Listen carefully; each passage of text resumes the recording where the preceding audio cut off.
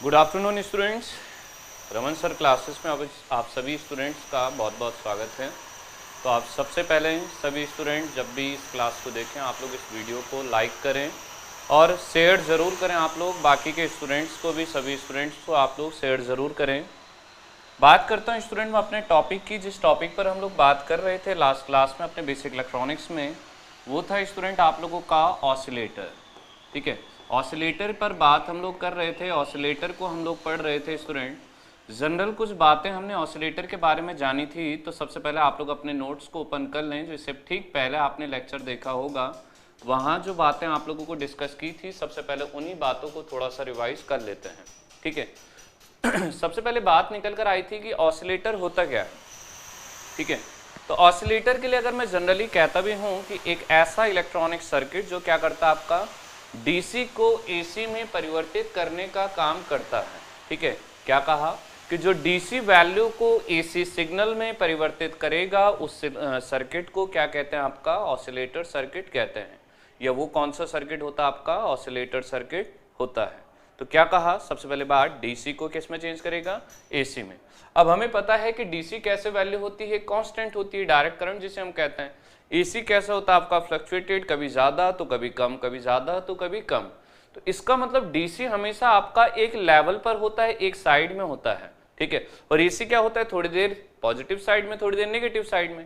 तो इसका कहने का मतलब कि आपका कि ऑसिलेटर सर्किट को परिभाषित करते हुए एक और डेफिनेशन निकल कर आती है।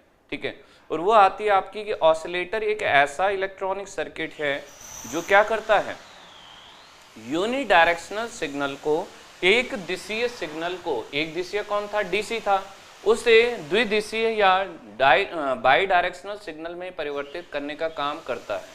और बाई डायरेक्शनल कौन सा सिग्नल होता है आपका, एसी। वो बाई डायरेक्शनल कौन सा सिग्नल होता है, एसी सिग्नल होता है। ठीक है, तो एक ही बात को अलग अलग तरीके से आप लोग कह सकते हैं। ठीक, फिर बात आई कि ऑसिलेटर बनता कैसे था।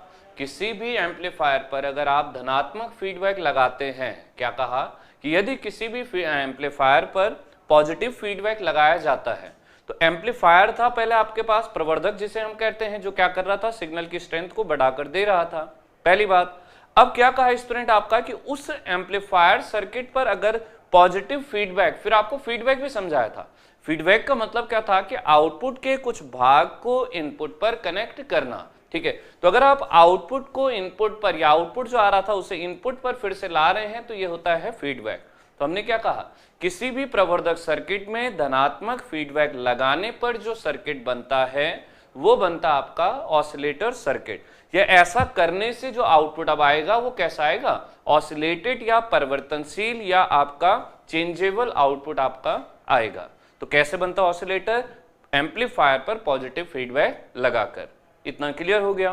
फिर इसके बाद आगे बढ़े थे स्टूडेंट हम लोग कि ऑसिलेटर को बनाया गया, पर बनाया किस लिए गया, इसे प्रयोग कहाँ करते हैं।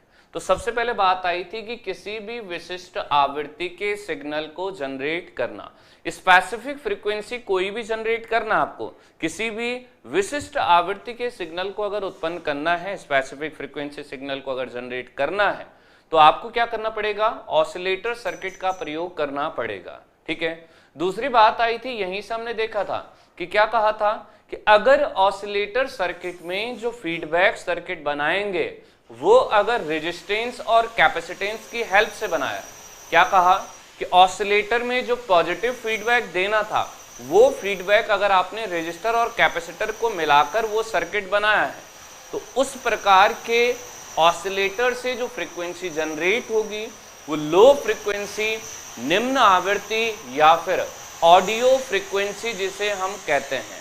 ठीक है, तो ऑडियो फ्रीक्वेंसी जनरेट होती है। तो क्या कहा कि फीडबैक सर्किट अगर रेजिस्टर और कैपेसिटर से बना होगा तो जो आवृत्ति जनरेट होगी वो कैसी होगी, आपकी निम्न आवृत्ति होगी, लो फ्रीक्वेंसी होगी। ठीक है, फिर इसी तरह से बात निकल कर आई स्टूडेंट आपकी कि अगर इंडक्टर और कैपेसिटर का यूज किया है, एल और सी का यूज किया है, ठीक है, तो उस स्थिति में अगर फीडबैक सर्किट को बनाने के लिए एल और सी का यूज किया है, इंडक्टर और कैपेसिटर का यूज किया है, तो उस स्थिति में जो फ्रीक्वेंसी जनरेट होगी वो होगी आपकी उच्च आवृत्ति या फिर हाई फ्रीक्वेंसी, या इसी को क्या कहते हैं हम लोग, रेडियो फ्रीक्वेंसी कहते हैं। ठीक है, इतना। तो अगला जो एप्लीकेशन अनुप्रयोग हमने देखा वो कुछ इस तरह से देखा ठीक है। फिर बात आई आपकी कि ऑसिलेटर का प्रयोग किया जाता है किसी भी फिक्स फ्रीक्वेंसी को जनरेट करने के लिए, और ऐसा करने के लिए जो मटेरियल यूज होता है वो होता है आपका क्वार्ट्ज मटेरियल, जो घड़ियों में भी लिखा रहता है, ठीक है। कौन सा मटेरियल होता है आपका? क्वार्ट्ज मटेरियल होता है।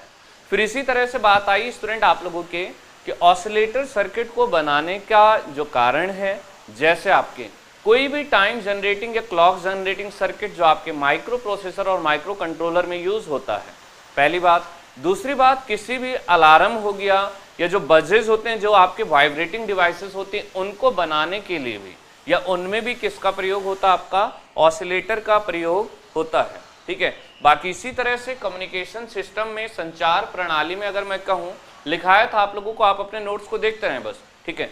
संचार प्रणाली की अगर मैं बात करता हूं तो वहां पर ऑसिलेटर का प्रयोग कैसे होता है? आपका फ्रीक्वेंसी को जनरेट करने के लिए, और फ्रीक्वेंसी जनरेट होती है तो उसके आधार पर जैसे आपका रेडियो हो गया, टेलीविजन हो गया, माइक्रोवेव हो गया, ये सारी की सारी डिवाइसेस क्या करती हैं स्टूडेंट? आपकी उन फ्रीक्वेंसीज के अनुसार कार्य करती हैं, उन फ्रीक्वेंसीज के अकॉर्डिंग वर्क करती हैं।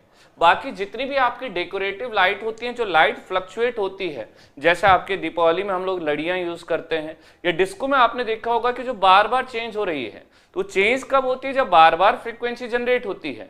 तो इसीलिए क्या कहा कि डेकोरेटिव लाइट, सजावटी लाइटों में भी किसका प्रयोग होता है? आपका ऑसिलेटर का प्रयोग होता है। इतना ठीक है।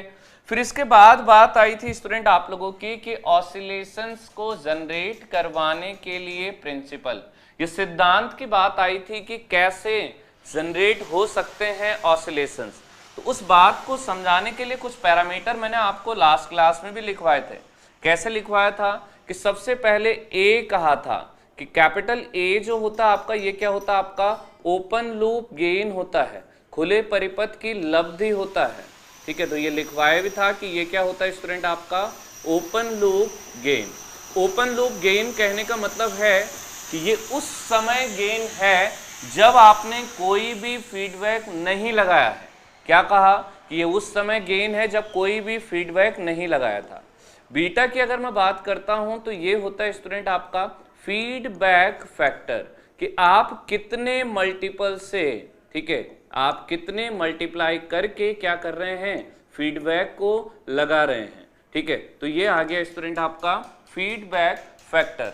फिर इसी तरह से अगली बात जो कही थी, इन दोनों का गुणनफल A डॉट B, ठीक है, इसको क्या कहा था स्टूडेंट? ये था आपका लूप गेन, ठीक है। इसे क्या कहते हैं? लूप गेन कहते हैं। अगर इन दोनों को या इन दोनों के गुणनफल को एक साथ देखें तो ये क्या होता है? आपका लूप गेन होता है, ठीक है। तो हेडिंग आपकी लास्ट क्लास में लिखाई हुई है कि ऑसिलेटर को जनरेट करने का सिद्धांत। अब क्या सिद्धांत होता है आपका ऑसिलेशंस को जनरेट करने का? तो इस सीरीज में सबसे पहली बात मैंने क्या कही आपकी कि पहली कंडीशन को देखते हैं, ठीक है। पहली शर्त कहिए या फर्स्ट कंडीशन कहिए, ठीक है, कि पहली कंडीशन को देखते हैं। अच्छा, इसी प्रिंसिपल को, इसी सिद्धांत को किसने दिया था? बार्क हाउसेन एक साइंटिस्ट थे, उन्होंने दिया था। तो उन्हीं के नाम के आधार पर इसे बार्क हाउसेन क्राइटेरियन भी कहते हैं, ठीक है। क्या कहते हैं? बार्क हाउसेन का क्राइटेरिया, ठीक है। पहली कंडीशन जो थी स्टूडेंट आप लोगों की, ये किस पर थी आपकी? या इसे अगर मैं कहूं तो सबसे पहली जो शर्त थी वो थी स्टूडेंट आपकी, ये जो हमने लूप गेन यहां पर लिखा, इस लूप गेन के मैग्नीट्यूड के आधार पर, या आप कह सकते हैं कि इसका जो आयाम था उसके आधार पर। कैसे? ठीक है, आप कह भी सकते हैं कि पहली कंडीशन इन्होंने क्या कही थी कि लूप गेन का, ठीक है, ध्यान से देखिएगा, लूप गेन का मैग्नीट्यूड, ठीक है, लूप गेन का मैग्नीट्यूड, ठीक है, लूप गेन के मैग्नीट्यूड की बात हो रही है। लूप गेन के एम्पलीट्यूड भी आप कह सकते हैं, इसे आयाम की बात हो रही है, ठीक है, मैग्नीट्यूड या एम्पलीट्यूड आप कह सकते हैं। तो लूप गेन का मैग्नीट्यूड कैसा होना चाहिए? हमेशा हमेशा एक या, ठीक है, क्या कहा स्टूडेंट आपका? लूप गेन का मैग्नीट्यूड हमेशा, ठीक है, 1, ठीक है, यूनिटी भी जिसे हम कहते हैं, ठीक है, यहां आप लिख भी सकते हैं कि कैसा होना चाहिए कि लूप गेन का मैग्नीट्यूड यूनिटी या इससे भी ज्यादा होना चाहिए, या इससे ज्यादा होना चाहिए। ठीक है, कहने का मतलब क्या है कि या तो एक हो या तो क्या होना चाहिए आपका, एक से ज्यादा होना चाहिए। अगर किसी कंडीशन में लूप गेन का मान एक से कम है, ठीक है, तो एक से कम अगर लूप गेन का मान होगा तो उस स्थिति में ऑसिलेशंस नहीं होंगे। ध्यान से सुने, मेरे साथ बोलते रहे हैं। पहली कंडीशन क्या आई कि लूप गेन का मैग्नीट्यूड हमेशा एक या एक से ज्यादा होना चाहिए। कहने का मतलब क्या आपका, लूप गेन क्या होता आपका, a गुणे b था। इसका मैग्नीट्यूड मुझे निकालना है तो मैंने यहां मॉड लगा दिया। ठीक है, कि इसका मैग्नीट्यूड जो होना चाहिए एक के बराबर या एक से ज्यादा। ठीक है, तो ये इस तरह से आप लोग लिख सकते हैं कि ग्रेटर देन और इक्वल्स टू 1, कि या तो 1 हो, आइडियली या तो 1 हो, नहीं तो एक से ज्यादा हो। प्रैक्टिकली अगर मैं कहूं तो कैसा होना चाहिए आपका, एक से ज्यादा। अगर आपको नॉर्मल क्वेश्चन पूछा है कि लूप गेन का मान होना चाहिए तो हमेशा याद रखें कि उस केस में आपको आइडियल वैल्यू नहीं लेनी है, आपको लेनी है प्रैक्टिकल वैल्यू। वो भी कितनी होगी, एक से ज्यादा होगी। ठीक है, तो ये तो थी आपकी पहली कंडीशन।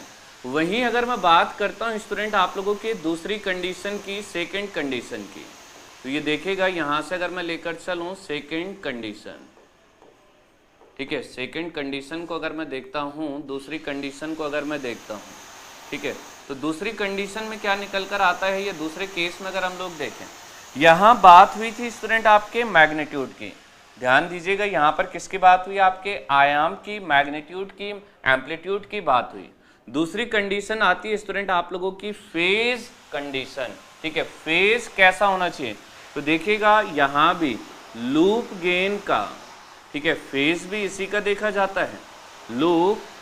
ठीक है, इसको थोड़ा सा सही कर ले, मैंने डबल मात्रा लगाई है, एक हटा लीजिएगा। ठीक है, तो क्या कहा, लूप गेन का फेज एंगल। ठीक है, लूप गेन का फेज एंगल कैसा होना चाहिए आपका, 0 डिग्री या 360 डिग्री होना चाहिए। ठीक है, 360 डिग्री होना चाहिए। ठीक है, लूप गेन का जो फेज शिफ्ट होता है या फेज एंगल होता है, जिसे हम लोग क्या कहते हैं, यहीं अगर मैं कहूँ तो फेज एंगल क्या होता है आपका, कलांतर जिसे कहते हैं। ठीक है, तो लूप गेन के लिए जो कलांतर आना चाहिए वो कितना आना चाहिए स्टूडेंट आपका, या तो वो 0 डिग्री आए या फिर वो कैसा आना चाहिए आपका, 360 डिग्री होना चाहिए। कहने का मतलब क्या आपका, इसी बात को अगर मैं गणितीय रूप में लिखूं तो मैं कह सकता हूं कि एंगल देखना था किसका, फेज एंगल देखना था किसका, लूप गेन का। लूप गेन क्या होता है, a गुणे बीटा। ठीक है, तो ये कैसा होना चाहिए स्टूडेंट आपका, हमने कहा कि ये या तो 0 डिग्री हो या फिर 360 डिग्री होना चाहिए। ठीक है, क्या कहा आपका कि लूप गेन का मान या तो 0 डिग्री हो या तो 360 डिग्री होना चाहिए। तो कुछ इस प्रकार से ये मान, ये वैल्यू निकल कर आती है। ठीक है, तो दो लॉ, ये दो कंडीशन आपके पास निकल कर आई, दो स्थितियां निकल कर आई। पहला क्या कहा कि पहली कंडीशन को अगर आप देखेंगे कि मैग्नीट्यूड जो लूप गेन का होना चाहिए वो कैसा होना चाहिए आपका, एक या एक से ज्यादा। दूसरी कंडीशन में हमने क्या देखा कि जो फेज शिफ्ट होना चाहिए, कलांतर जो होना चाहिए वो 0 डिग्री या 360 डिग्री होना चाहिए। यहां पर जो इंपॉर्टेंट बात है वो अब कैसे है वो देखेगा कि यदि इन दोनों कंडीशंस में से, ठीक है, यदि इन दोनों शर्तों में से भी आप लिख सकते हैं कि यदि इन दोनों कंडीशंस में से, यदि इन दोनों कंडीशंस में से कोई भी एक, इन दोनों कंडीशंस में से कोई भी एक या दोनों, कोई भी एक या फिर दोनों के दोनों, ठीक है, कोई भी एक या दोनों सेटिस्फाई नहीं होती हैं। ठीक है, कोई भी एक या दोनों सेटिस्फाई, दैट इज संतुष्ट। ठीक है, कि कोई भी एक कंडीशन ऐसी है जो नहीं हो रही है। कहने का मतलब कि फेज एंगल आपका 0 या 360 नहीं बल्कि 170 डिग्री आ गया। ठीक है, तो क्या कहा कि यदि इन दोनों कंडीशंस में से कोई भी एक या दोनों कंडीशंस या दोनों सेटिस्फाई नहीं होते हैं, ठीक है, कोई भी एक या दोनों नहीं होते हैं तो, ठीक है, कि कोई भी एक या दोनों सेटिस्फाई नहीं होते हैं तो, ठीक है, ऑसिलेशंस जनरेट नहीं होंगे, ठीक है, तो आपका ऑसिलेशंस जनरेट नहीं होंगे, या आप कह सकते हैं कि ऑसिलेटर सर्किट सही से कार्य नहीं करेगा, तो ऑसिलेशंस जनरेट नहीं होंगे, ठीक है, तो ऑसिलेशंस क्या है स्टूडेंट आपके, जनरेट नहीं होंगे, ठीक है। तो हमने क्या कहा यहाँ से, अगर हम लेकर भी चलते हैं, ठीक है, कि दोनों में से कोई भी एक कंडीशन भी अगर फेल हो गई, ठीक है, दो कंडीशन कौन कौन सी हैं आपके सामने पर लिखी हुई हैं। पहली जो कंडीशन थी, ध्यान देने वाली बात है, ठीक है, कि जो पहली कंडीशन थी स्टूडेंट आप लोगों की, वो किससे रिलेटेड थी, ये थी आपकी मैग्नीट्यूड कंडीशन, ठीक है, ये क्या थी आपकी, इस तरह से मैं लिख भी देता हूँ कि ये क्या थी आपकी, मैग्नीट्यूड पर आधारित शर्त थी, ठीक है, मैग्नीट्यूड कंडीशन या आयाम आधारित शर्त, ठीक है, मैग्नीट्यूड कंडीशन भी इसे हम कहते हैं, ठीक है। यहीं अगर हम बात करते हैं तो यहाँ बात आई थी फेज एंगल की, तो ये होता है स्टूडेंट आप लोगों का फेज कंडीशन, ठीक है, ये क्या होती है आपकी, फेज कंडीशन होती है। तो नीचे हमने क्या लिखा कि दोनों में से यदि कोई भी एक शर्त सेटिस्फाई नहीं होती, इसका मतलब फेल हो रही है, ठीक है, नहीं आया हमारा गेन एक या एक से ज्यादा, वो 0.2 आ गया, एक से कम आ गया, तो उस स्थिति में ऑसिलेशंस नहीं होंगे, ठीक है, इतना ठीक है। तो इसे फटाफट से आप लोग लिख भी लें और चाहें तो इसका स्क्रीनशॉट ले लें, इतना क्लियर है, ठीक है। तो अब बात आती है स्टूडेंट आपकी, तो इसका मतलब क्या है, ठीक है, इसका मतलब है स्टूडेंट, अब आप लिख सकते हैं कि अर्थात ठीक है, क्या कहा यहां से कि अर्थात ऑसिलेशंस जनरेट कराने के लिए, अर्थात ऑसिलेशंस को जनरेट कराने के लिए, ऑसिलेशंस को जनरेट कराने के लिए, अर्थात ऑसिलेशंस को जनरेट कराने के लिए, ठीक है, कि इसका मतलब क्या है कि ऑसिलेशंस को जनरेट कराने के लिए, ठीक है, बार्कहाउसेन की, ये साइंटिस्ट का नाम है, ठीक है, बार्कहाउसेन की दोनों शर्तों का, ठीक है, या दोनों कंडीशन का, दोनों कंडीशंस या दोनों शर्तों का संतुष्ट होना आवश्यक है, दोनों कंडीशंस का संतुष्ट या सेटिस्फाइड होना आवश्यक है, ठीक है। तो यहाँ से क्या बात निकल कर आई कि अगर कोई भी एक कंडीशन फॉलो कर रही है या कोई भी एक कंडीशन वैलिड है और दूसरी नहीं है, ठीक है, तो फिर ऑसिलेशंस नहीं जनरेट होंगे, तो संतुष्ट होना आवश्यक है, ठीक है। तो क्या कहा आपका, यहाँ पर आपकी दोनों की दोनों कंडीशन सेटिस्फाई होनी चाहिए, आप ऐसा बिल्कुल नहीं लेकर चल सकते हैं कि एक सेटिस्फाई हो जाए या एक संतुष्ट हो जाए और दूसरी संतुष्ट ना हो, आपकी एक ही समय पर दोनों का संतुष्ट होना जरूरी है, ठीक है, इतना। तो ये बात निकल कर आई स्टूडेंट आपकी कैसे, कि बार्कहाउसेन जी ने ये बातें कही थी, तो इनके आधार पर बात निकल कर आई कि ऑसिलेशन सिर्फ और सिर्फ तभी जनरेट होंगे, पहली बात कही कि फेज एंगल कैसा होना चाहिए, 0 डिग्री या 360 डिग्री, और मैग्नीट्यूड कैसा होना चाहिए, 1 या उससे ज्यादा, यूनिटी या यूनिटी से ज्यादा, ठीक है, इतना। चलिए इतना लिख लें, बातों को समझते भी रहें ध्यान से और नोट डाउन करते रहें। अब अगली बात की तरफ बढ़ता हूं स्टूडेंट, आपका नेक्स्ट जो टॉपिक है वो है स्टूडेंट आपका ऑसिलेटर के प्रकार। यहां से अगर मैं देखता भी हूं तो ये आ जाता है स्टूडेंट आप लोगों का ऑसिलेटर के प्रकार, क्लासिफिकेशन ऑफ ऑसिलेटर्स, ठीक है, ऑसिलेटर के प्रकार, ठीक है, ये टाइप्स ऑफ ऑसिलेटर्स, ठीक है, ऑसिलेटर के प्रकार, ठीक है। तो ऑसिलेटर के प्रकार को अगर मैं देखता भी हूं तो ऑसिलेटर को जो विभाजित किया जाता है वो दो आधार पर किया जाता है, ठीक है। पहला जो होता है स्टूडेंट आपका वो होता है आपका सामान्य आधार पर, ठीक है, और दूसरा जो होता है स्टूडेंट आप लोगों का होता है आपका फ्रीक्वेंसी या आवृत्ति के आधार पर। ठीक है, तो हमने क्या कहा आपको, ऑसिलेटर्स को, ठीक है, यहीं से हम लिखते भी हैं, ऑसिलेटर्स को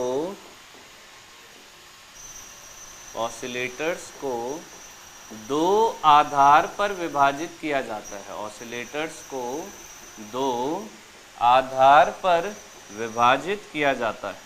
दो आधार पर विभाजित किया जाता है। ऑसिलेटर्स को दो आधार पर विभाजित किया जाता है। ठीक है, कि ऑसिलेटर जो डिवाइड होते हैं आपके, वो दो आधार पर दो तरह से होते हैं। ठीक है, किया जाता है। और ये दो प्रकार कैसे होते हैं ये देखेगा। सबसे पहला जो होता है स्टूडेंट आप लोगों का, वो होता है आपका सामान्य आधार पर। ठीक है, पहले जो हम लोग करते हैं डिवाइड, वो किस बेसिस पर होता है आपका, नॉर्मल बेसिस पर, सामान्य आधार पर। ठीक है, और वहीं अगर मैं दूसरी बात करता हूँ कि दूसरा किस तरह से होता है आपका, तो दूसरा जो आता है स्टूडेंट आपका, वो आता है आपका आवृत्ति के आधार पर या फ्रीक्वेंसी के आधार पर। ठीक है, आवृत्ति के आधार पर कहिए या फ्रीक्वेंसी के आधार पर कहिए। ठीक है, इसी बात को मैं ऐसे भी कह सकता हूँ। ठीक है, कि आवृत्ति के आधार पर या फ्रीक्वेंसी के आधार पर। तो ये दो तरीके से क्या होते हैं आपके ऑसिलेटर विभाजित होते हैं। ठीक है, तो एक एक करके दोनों बातों को लेकर चलते हैं। ठीक है, सबसे पहले मैं यहाँ पर बात करूँ, अगर मैं सबसे पहले देखता हूँ, तो मैंने क्या कहा आपका, सामान्य आधार की बात मैं करता हूँ। ठीक है, तो हमने यहाँ से सबसे पहले बात लिखी सामान्य आधार पर ऑसिलेटर्स। ठीक है, यहाँ से क्या कहा ये देखिएगा, सामान्य आधार पर। ठीक है, ये अगर मैं लेकर भी चलता हूँ, सामान्य आधार पर ऑसिलेटर्स। ठीक है, कि सामान्य आधार पर ऑसिलेटर्स। ठीक है, सामान्य आधार पर ऑसिलेटर्स। ठीक है, तो ध्यान से देखते रहे हैं। यहाँ से अगर मैं बात भी करता हूँ,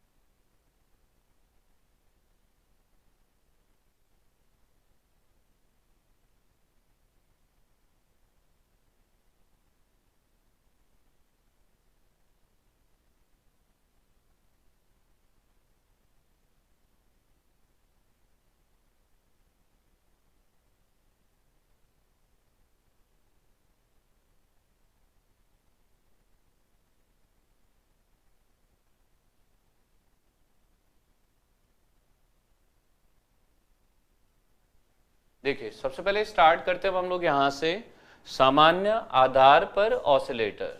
ठीक है, तो पहले हेडिंग लिखिएगा कि सामान्य आधार पर ऑसिलेटर्स। ठीक है, सामान्य आधार पर ऑसिलेटर जो होते हैं स्टूडेंट आपके, वो कितने प्रकार के होते हैं।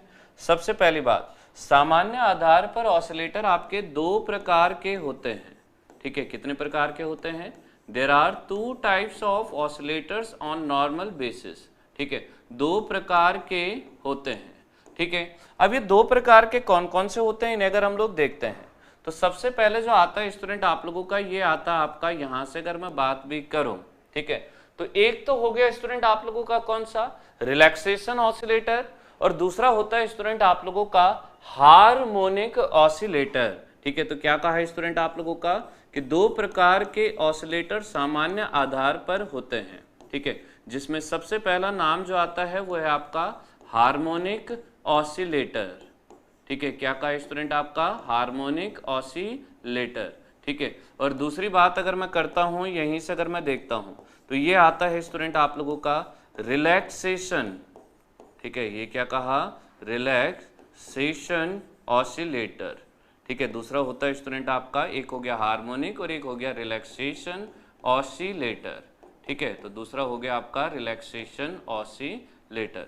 तो दो प्रकार के क्या होते हैं स्टूडेंट आप लोगों के ऑसिलेटर, आपके नॉर्मल बेसिस पर निकल कर आते हैं, ठीक है। इनमें पहला नाम अगर आप देखेंगे तो ये आता है आप लोगों का किसका, ये आपका हार्मोनिक ऑसिलेटर का।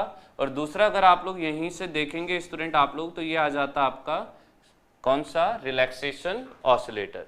तो सामान्य आधार पर ऑसिलेटर दो प्रकार के होते हैं, जिसमें पहला जो आता है आपका वो हार्मोनिक ऑसिलेटर और दूसरा होता है स्टूडेंट आप लोगों का रिलैक्सेशन ऑसिलेटर, ठीक है। तो इसे फटाफट से लिख लें 1 मिनट के अंदर अंदर, फिर हम लोग बात करते हैं आगे, ठीक है। ध्यान से एक एक बात को जोर जोर से बोलते हुए मेरे साथ जरूर लिखते रहें। आप लोग ऐसा बिल्कुल ना सोचें कि क्लास यूट्यूब पर चल रही है तो आप लोगों को पता या कुछ चीजें देखी नहीं जा रही। अपनी ईमानदारी से हर एक चीज को जोर जोर से बोलते हुए मेरे साथ आगे बढ़ते रहें।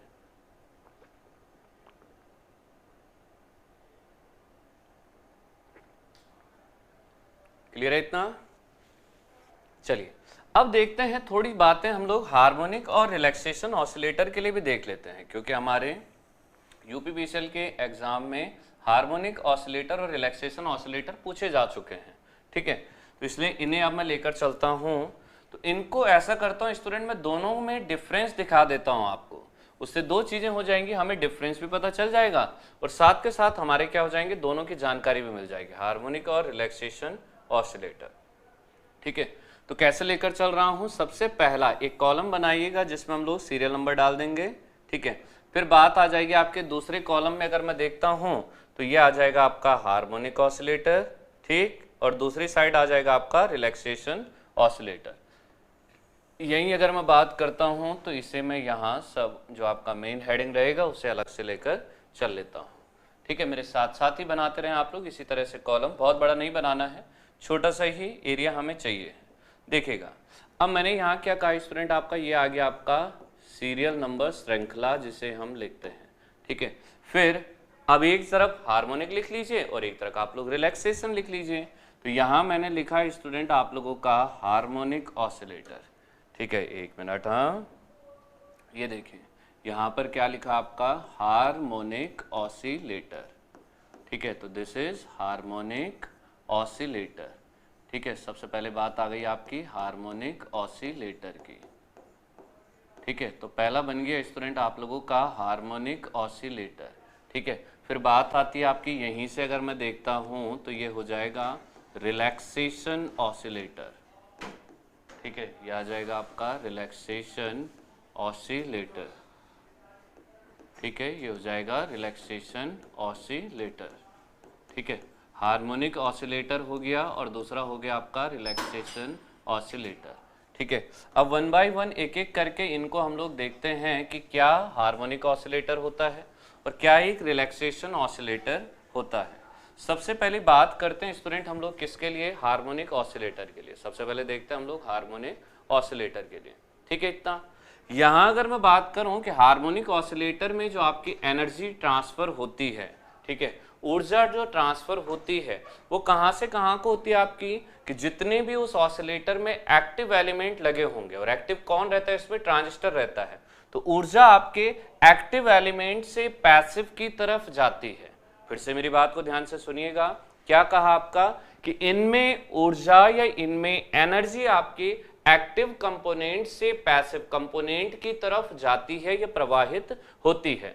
जबकि रिलैक्सेशन ऑसिलेटर की अगर मैं बात करूं तो यहां पर ट्रांसफर नहीं होती है, प्रवाहित नहीं होती है, यहां क्या होती है आपकी एक्सचेंज होती है, ठीक है। एनर्जी एक्सचेंज होती है किसके बीच में, एक्टिव और पैसिव कंपोनेंट्स के बीच में, ठीक है। इतना तो यहां देखिएगा स्टूडेंट, यहां सबसे पहले बात को मैं जो बात आपको कही उसे लिखते हैं कि इनमें ऊर्जा ठीक है, क्या कहा आपका कि इस प्रकार के ऑसिलेटर में ऊर्जा, ठीक है, कि इनमें ऊर्जा एक्टिव कंपोनेंट से, इनमें ऊर्जा एक्टिव कंपोनेंट से, इनमें ऊर्जा एक्टिव कंपोनेंट्स से पैसिव कंपोनेंट्स की तरफ, ठीक है, इनमें ऊर्जा एक्टिव कंपोनेंट से पैसिव कंपोनेंट्स की तरफ, इनमें ऊर्जा एक्टिव कंपोनेंट से पैसिव कंपोनेंट्स की तरफ, ठीक है, इनमें ऊर्जा एक्टिव कंपोनेंट से पैसिव कंपोनेंट्स की तरफ प्रवाहित होती है, ठीक है, प्रवाहित होती है, ठीक है, कि यहाँ क्या होती है, ऊर्जा प्रवाहित होती है कहाँ से, एक्टिव से पैसिव कंपोनेंट की तरफ, ठीक है, क्या कहा आपका कि यहाँ एनर्जी आप लोगों की क्या होती है,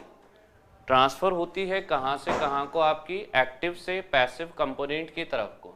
जबकि रिलैक्सेशन ऑसिलेटर की बात मैं करता हूँ तो यहाँ देखिएगा कि इनमें ऊर्जा, ठीक है, इनमें ऊर्जा एक्टिव व पैसिव, इनमें ऊर्जा एक्टिव व पैसिव कंपोनेंट्स के बीच में, इनमें ऊर्जा एक्टिव व पैसिव कंपोनेंट्स के बीच में, कंपोनेंट्स के बीच में, एक्टिव व पैसिव कंपोनेंट्स के बीच में एक्सचेंज होती है, ठीक है, यहाँ ट्रांसफर नहीं, फ्लो नहीं, यहाँ पर क्या होती है आपकी एक्सचेंज होती है, ठीक है, कि यहाँ एनर्जी क्या कही, यहाँ ऊर्जा क्या कही, कि यहाँ ऊर्जा आपकी कैसे एक्टिव और पैसिव कंपोनेंट के बीच में क्या होती है, आपकी एक्सचेंज होती है, ठीक है, कहने का मतलब जो एनर्जी आपके एक्टिव कंपोनेंट की होगी वो आ जाएगी पैसिव पर, जो पैसिव की एनर्जी होगी वो आ जाएगी आपके एक्टिव पर, ठीक है, इतना यहाँ एक्सचेंज होता है। वहाँ हार्मोनिक में क्या होता है, आपका ऊर्जा का प्रवाह होता है, एनर्जी का फ्लो होता है, ठीक है, इतना।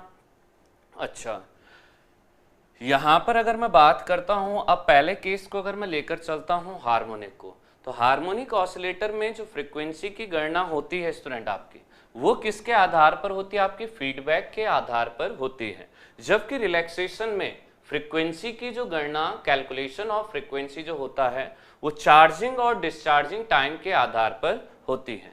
तो यहाँ आप लिख सकते हैं कि इसमें या इनमें, एक मिनट, हाँ, क्या कहा आपका, इस ऑसिलेटर में, ठीक है, ध्यान से लिखिएगा, क्या कहा, इस ऑसिलेटर में, ठीक है, कि इस प्रकार के ऑसिलेटर की अगर मैं बात करूं कि इस ऑसिलेटर में, ठीक है, जो फ्रीक्वेंसी की गणना होती है, ठीक है, इस ऑसिलेटर में आवृत्ति जिसे हम कहते हैं, ठीक है, तो इस ऑसिलेटर में फ्रीक्वेंसी की गणना, ठीक है, देखिएगा इस ऑसिलेटर में फ्रीक्वेंसी की गणना, ठीक है, कि जो कैलकुलेशन होती है फ्रीक्वेंसी की गणना किसके आधार पर होती है, आपकी फीडबैक के आधार पर होती है। इसमें फ्रीक्वेंसी की गणना फीडबैक के आधार पर, ठीक है, इसमें फ्रीक्वेंसी की गणना फीडबैक के आधार पर होती है, ठीक है, फीडबैक के आधार पर होती है, ठीक है। फ्रीक्वेंसी को जो कैलकुलेट करेंगे वो किसके बेसिस पर करेंगे, फीडबैक के बेसिस पर करते हैं। वहीं अगर मैं रिलैक्सेशन की बात करता हूं तो यहाँ पर जो फीडबैक की फ्रीक्वेंसी की गणना होती है वो चार्जिंग और डिस्चार्जिंग टाइम के बेसिस पर, ठीक है। तो क्या कहा आपका, इस ऑसिलेटर में, ठीक है, ये ध्यान से देखें, इस ऑसिलेटर में फ्रीक्वेंसी की गणना या आवृत्ति की कैलकुलेशन आप कह सकते हैं। इस ऑसिलेटर में फ्रीक्वेंसी की गणना, ठीक है, कैलकुलेशन फ्रीक्वेंसी की गणना चार्जिंग व डिस्चार्जिंग टाइम, ठीक है, चार्जिंग व डिस्चार्जिंग टाइम। चार्ज और डिस्चार्ज कौन होता है, पैसिव कंपोनेंट जैसे कैपेसिटर। चार्जिंग व डिस्चार्जिंग टाइम के आधार पर, ठीक है, किसके बेसिस पर होता है, चार्जिंग व डिस्चार्जिंग टाइम के आधार पर होता है, ठीक है, डिस्चार्जिंग टाइम के आधार पर होता है। ठीक है, डिस्चार्जिंग और डिस्चार्जिंग टाइम के आधार पर होता है। ठीक है, तो कहने का मतलब कि आपका साथ के साथ लिखते ज़रूर रहें। ठीक है, और सभी स्टूडेंट जैसे जैसे वीडियो देख रहे हैं आप लोग वीडियो को लाइक और शेयर ज़रूर करें भाई। ठीक है, बाकी के स्टूडेंट्स को भी शेयर ज़रूर करें कि जो इलेक्ट्रॉनिक्स का रिमेनिंग पार्ट था वो लेक्चर आपके बीच में अपलोड हो चुके हैं। तो क्या कहा स्टूडेंट आपका, अगली बात जो निकल कर आई कि इस प्रकार के ऑसिलेटर में अगर मैं हार्मोनिक की बात कर रहा हूं तो यहाँ फ्रीक्वेंसी कैलकुलेट होती है फीडबैक के बेसिस पर। ठीक है, अगर मैं बात करता हूं रिलैक्सेशन ऑसिलेटर की तो वहां फ्रीक्वेंसी आवृत्ति की जो गणना होगी वो किसके आधार पर होगी, आपके चार्जिंग और डिस्चार्जिंग टाइम के आधार पर होती है। ठीक है, इतना। अब बात आती है कि हार्मोनिक ऑसिलेटर किस प्रकार के सिग्नल को जनरेट करता है। ठीक है, तो ये जनरेट करता है स्टूडेंट आप लोगों का यह ऑसिलेटर। ठीक है, क्या कहा आपको, यह है ऑसिलेटर, कि ये जो ऑसिलेटर होता है स्टूडेंट आपका, ठीक है, तो क्या कहा, यह ऑसिलेटर लो फ्रीक्वेंसी के साइन वेव को जनरेट करता है, या आप कह सकते हैं कि यह ऑसिलेटर निम्न आवृत्ति के, ठीक है, लो फ्रीक्वेंसी जिसे हम कहते हैं निम्न आवृत्ति या लो फ्रीक्वेंसी के साइन वेव को, या साइनी, इसको ऐसे लेकर चलते हैं साइनोसॉइडल। ठीक है, तो क्या कहा स्टूडेंट आप लोगों का कि ये क्या करता है, आपका निम्न आवृत्ति के लो फ्रीक्वेंसी के साइनोसॉइडल सिग्नल को जनरेट करता है। लो फ्रीक्वेंसी के साइनोसॉइडल सिग्नल को जनरेट करता है। ठीक है, जनरेट करता है। ठीक है, तो यहाँ से क्या कहा स्टूडेंट आप लोगों का कि ये जो ऑसिलेटर होता है वो लो फ्रीक्वेंसी के साइनोसॉइडल सिग्नल को, ठीक है, साइन वेव, वो भी कैसे, आपकी निम्न आवृत्ति की लो फ्रीक्वेंसी की, उसे जनरेट करने का काम करता है। ठीक है, वहीं दूसरी बात अगर हम लोग देखते हैं, ठीक है, रिलैक्सेशन ऑसिलेटर को, तो रिलैक्सेशन ऑसिलेटर क्या करता है, नॉन साइन वेव को जनरेट करने का काम करता है।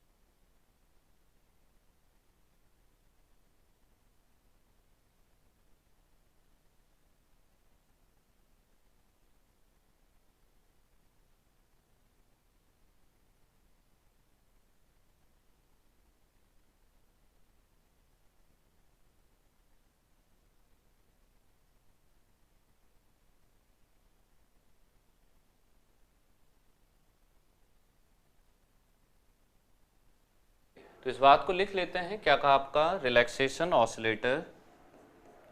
ठीक है, यहां से देखें, रिलैक्सेशन, रिलैक्सेशन, ठीक है, क्या कहा आपका, रिलैक्सेशन ऑसिलेटर। ठीक है, अगली बात आई आपकी, रिलैक्सेशन ऑसिलेटर किस प्रकार के, नॉन साइनोसॉइडल सिग्नल को, रिलैक्सेशन ऑसिलेटर नॉन साइनोसॉइडल, मतलब जो साइन वेव नहीं है, नॉन साइनोसॉइडल, ठीक है, नॉन साइनोसॉइडल सिग्नल को जनरेट करता है, नॉन साइनोसॉइडल सिग्नल को जनरेट करता है। ठीक है, तो एक कहने का मतलब अगर मैं स्टैंडर्ड कहूँ तो हार्मोनिक ऑसिलेटर जो होता है वो साइन वेव को जनरेट करता है, और वहीं अगर मैं बात करता हूँ रिलैक्सेशन ऑसिलेटर की तो वो नॉन साइन वेव को जनरेट करता है। कहने का मतलब आपका कि यहाँ आप लोग चाहें तो बनाकर भी देख सकते हैं। ठीक है, कि अगर मैं हार्मोनिक ऑसिलेटर की बात कर रहा हूँ, ठीक है, तो यहाँ कैसे जनरेट होगा स्टूडेंट आपका, अगर मैं लेकर भी चलूँ, अगर मैं लिखूँ भी तो कुछ इस प्रकार से अगर मैं देख रहा हूँ तो यहाँ ऐसा सिग्नल, ये सिग्नल साइनोसॉइडल सिग्नल है। ठीक है, तो ऐसा सिग्नल जनरेट होता है। जबकि अगर मैं रिलैक्सेशन ऑसिलेटर की बात करूँ, ठीक है। तो यहाँ कैसे सिग्नल होते हैं स्टूडेंट आपके, चाहें तो आप लोग एग्जाम्पल भी लिख सकते हैं। भाई ये क्या आपकी साइन वेव है, ठीक है, ये क्या आपका साइन वेव है, ठीक है। और ऐसे ही अगर मैं बात करूं कि यहाँ आपके नॉन साइनसॉइडल सिग्नल, लिख लीजिए एक और लाइन जैसे, ठीक है। जैसे कहने का मतलब क्या है स्टूडेंट आप लोगों का, कि फॉर एग्जाम्पल अगर हम लोग देखें कि जैसे आपका क्या हो गया, स्क्वायर वेव हो गया, अरे हो गया, ये साइन वेव नहीं होती है। ऐसी आपकी क्या हो गई, रेक्टेंगुलर वेव हो गई, आयताकार जो सिग्नल होता है रेक्टेंगुलर वेव हो गई, ठीक है। या इसी तरह से अगर आप देखेंगे तो जैसे आपका त्रिभुजाकार सिग्नल ट्रायंगुलर सिग्नल हो गया, ठीक है, ट्रायंगुलर सिग्नल हो गया। तो ये सारे सिग्नल कैसे आपके नॉन साइनसॉइडल सिग्नल हैं, ठीक है। ये कैसे सिग्नल आपके नॉन साइनसॉइडल सिग्नल है। इसको अगर मैं यहाँ पर देखता भी हूँ तो जैसे आपका भाई स्क्वायर वेव की अगर मैं बात कर रहा हूँ तो जितना ऊपर उतना ही नीचे, ये इस तरह से स्क्वायर वेव। रेक्टेंगुलर की बात करता तो थोड़ा सा आपका बड़ा होता। यहाँ से अगर मैं ट्रायंगुलर को लेकर चल रहा हूँ तो ये इस तरह से ट्रायंगुलर सिग्नल, ठीक है। तो ये हो गया आपका साइन वेव, ठीक है, और वो हो गया आपका नॉन साइनसॉइडल सिग्नल या नॉन साइन वेव, ठीक है। तो ये तीन आपके डिफरेंस भी हो गए इन दोनों के बीच में और इंट्रोडक्टरी पॉइंट्स भी हो गए। तो ये आप लोग फटाफट से लिख लें 1 मिनट में, ठीक है। सभी लोग इसे फटाफट से नोट डाउन कर लें।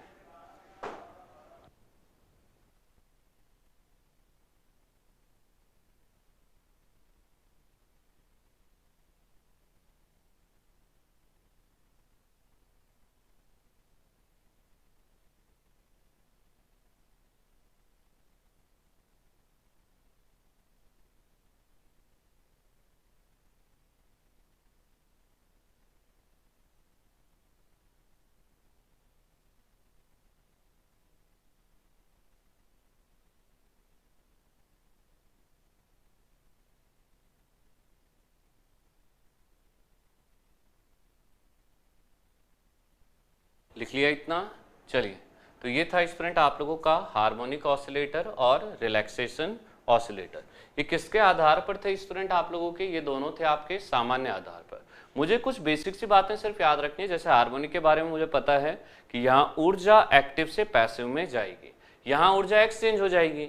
फिर इस ऑसिलेटर में कहा कि फीडबैक के आधार पर हम फ्रीक्वेंसी देखते हैं, और यहाँ आपके चार्जिंग और डिस्चार्जिंग टाइम के आधार पर देखते हैं। ये सिर्फ साइन वेव को जनरेट कर सकता है, और ये साइन वेव के अलावा बाकी सारे सिग्नल को जनरेट कर सकता है, जैसे square wave, rectangular wave, triangular wave, ठीक है। ये सारे सिग्नल्स को जनरेट कर सकता है, सिर्फ साइन को जनरेट नहीं कर सकता है, ठीक है। तो ये था स्टूडेंट आप लोगों का सामान्य आधार पर वर्गीकरण, ठीक है। अब अगली बात आती है स्टूडेंट आप लोगों की किसकी, फ्रीक्वेंसी के आधार पर ऑसिलेटर का वर्गीकरण, ठीक है। तो अगला हेडिंग लिखिएगा स्टूडेंट आप लोग, फ्रीक्वेंसी के आधार पर, ठीक है, क्या कहा आपका, फ्रीक्वेंसी या आवृत्ति के आधार पर, फ्रीक्वेंसी के या आवृत्ति के आधार पर, ठीक है। तो क्या कहा आपका, फ्रीक्वेंसी और आवृत्ति के आधार पर ऑसिलेटर्स, ठीक है, फ्रीक्वेंसी और आवृत्ति के आधार पर ऑसिलेटर्स, ठीक है। तो फ्रीक्वेंसी या आवृत्ति के आधार पर हम लोग बात करते हैं कि फ्रीक्वेंसी के बेसिस पर ऑसिलेटर। तो जैसे हमने सामान्य आधार पर देखे थे तो हमारे दो प्रकार के निकले थे, कौन कौन से, हार्मोनिक और रिलैक्सेशन ऑसिलेटर। वहीं अगर मैं बात करता हूं अब फ्रीक्वेंसी के आधार पर, ठीक है, फ्रीक्वेंसी के बेसिस पर अगर मैं सबसे पहली बात बेसिक से बात करता हूं, ठीक है, तो फ्रीक्वेंसी के आधार पर भी जो ऑसिलेटर निकल कर आते हैं स्टूडेंट आपके, वो भी दो प्रकार के आते हैं। ऐसे करते हैं, इसे एज अ ग्राफ करके बना देते हैं, आपको याद रखने में भी आसानी होगी और समझने में भी आसानी होगी। तो फ्रीक्वेंसी के आधार पर मैंने आपसे सबसे पहले बात कही कि फ्रीक्वेंसी के आधार पर ऑसिलेटर आपके कितने प्रकार के कहे, मैंने कहे कि फ्रीक्वेंसी के आधार पर ऑसिलेटर आपके दो प्रकार के होते हैं, ठीक है। कितने प्रकार के कहे, दो प्रकार के ऑसिलेटर फ्रीक्वेंसी के आधार पर होते हैं। अब आपके दिमाग में बात आती है कि सर वो दो प्रकार कौन कौन से हैं, ठीक है। तो यहाँ से मैंने इस तरह से ये पहला प्रकार लिखता हूँ और यहाँ से इस तरह से ये दूसरा प्रकार लिखता हूँ। तो पहला मैंने क्या कहा स्टूडेंट, आपका पहला होता आपका फ्रीक्वेंसी। भाई फ्रीक्वेंसी दो हो सकती है, या तो हाई होगी या फिर आपकी लो होगी।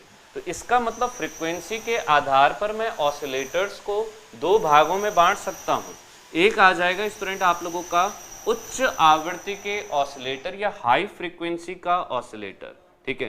तो मैंने क्या कहा यहाँ से कि पहला जो आएगा वो आएगा आपका उच्च आवृत्ति ऑसिलेटर, हाई फ्रीक्वेंसी ऑसिलेटर जिसे हम कहते हैं, ठीक है। तो क्या कहा आपका उच्च आवृत्ति ऑसिलेटर, हाई फ्रीक्वेंसी ऑसिलेटर जिसे हम कहते हैं, ठीक है। तो सबसे पहला नाम हमने लिखा उच्च आवृत्ति ऑसिलेटर, हाई फ्रीक्वेंसी ऑसिलेटर, ठीक है। या उच्च से ना स्टार्ट करके आप लोग चाहें तो निम्न से भी स्टार्ट कर सकते हैं, ठीक है। तो आप पहले निम्न लिख लीजिए, उससे कोई फर्क नहीं पड़ेगा, ठीक है। कि आपने यहाँ ये कहा कि सर पहले हम लो से स्टार्ट करते हैं, तो ठीक है। यहाँ अगर आप लो से स्टार्ट कर रहे हैं तो ये कुछ ऐसे बन जाएगा, ठीक है। देखिएगा यहाँ से कि मैंने क्या कहा कि भाई लो अगर आप कह रहे हैं तो इसका मतलब निम्न आवृत्ति ऑसिलेटर, लो फ्रीक्वेंसी ऑसिलेटर जिसे इंग्लिश में कहते हैं, ठीक है। इसी बात को लो फ्रीक्वेंसी ऑसिलेटर को ही स्टूडेंट आपका, ठीक है, और क्या कहते हैं, इसे ही हम लोग ऑडियो फ्रीक्वेंसी ऑसिलेटर भी कहते हैं, क्योंकि ऑडियो फ्रीक्वेंसी ही लो फ्रीक्वेंसी होती है, ठीक है। ऑडियो मतलब ऑडिएबल, ऑडिएबल मतलब जिसे हम सुन सकते हैं, जितनी स्पीड में हम सिग्नल को सुन सकते हैं। तो हमने क्या कहा ऑडियो फ्रीक्वेंसी ऑसिलेटर, ठीक है। इसी को क्या कहते हैं ऑडियो फ्रीक्वेंसी ऑसिलेटर, ठीक है। तो ये निकल कर आ गया स्टूडेंट आप लोगों का, यहाँ से अगर मैं देखूँ भी तो ये आ गया ऑडियो फ्रीक्वेंसी ऑसिलेटर। ऐसे ही उच्च आवृत्ति के ऑसिलेटर को क्या कहते हैं रेडियो फ्रीक्वेंसी ऑसिलेटर, ठीक है। इसे और क्या कहते हैं रेडियो फ्रीक्वेंसी ऑसिलेटर, ठीक है। इसे क्या कहते हैं स्टूडेंट, और रेडियो फ्रीक्वेंसी ऑसिलेटर भी यही होते हैं, रेडियो फ्रीक्वेंसी ऑसिलेटर, ठीक है। तो ऑसिलेटर को फ्रीक्वेंसी के आधार पर दो भागों में बांटा, एक उच्च आवृत्ति हाई फ्रीक्वेंसी और दूसरा निम्न आवृत्ति जिसे लो फ्रीक्वेंसी कहते हैं, ठीक है। जो क्या होता है आपका लो फ्रीक्वेंसी ऑसिलेटर्स होते हैं। तो हाई फ्रीक्वेंसी ऑसिलेटर और लो फ्रीक्वेंसी ऑसिलेटर, ये आपकी क्या आ गए ऑसिलेटर्स के दो भाग निकल कर आ गए, या आप कह सकते हैं कि दो प्रकार के जो ऑसिलेटर होते हैं वो आपके निकल कर आ गए, ठीक है। अब यहाँ अगर मैं बात करूँ, अब मैं एक छोटी सी और इम्पॉर्टेंट सी बात इनके साथ साथ लिख देता हूँ। वो इम्पॉर्टेंट बात है स्टूडेंट आपकी कि जो निम्न आवृत्ति के ऑसिलेटर होते हैं, ऐसे ही इसके साथ छोटा सा यहीं पर लिख दीजिएगा, ठीक है। यहाँ ये जो बनते हैं आपके, ठीक है, ये इनके लिए जो फीडबैक सर्किट होता है वो किससे बना हुआ होता है आपका रेजिस्टर और कैपेसिटर से। चलिए काम करता हूँ, इसको बाद में ही लिख लेता हूँ, पहले मैं अपनी बात को आगे प्रोसीड कर लेता हूँ कि निम्न आवृत्ति के ऑसिलेटर्स की मैं बात करूँ तो दो निम्न आवृत्ति के ऑसिलेटर होते हैं, ठीक है। लो फ्रीक्वेंसी ऑसिलेटर आपके दो प्रकार के होते हैं, आप कह सकते हैं कि दो आपके निम्न आवृत्ति के ऑसिलेटर होते हैं। ऐसे ही जब बात आती है आपके हाई फ्रीक्वेंसी की, उच्च आवृत्ति की, रेडियो फ्रीक्वेंसी की, तो इनके भी टाइप्स को हम लोग देखेंगे।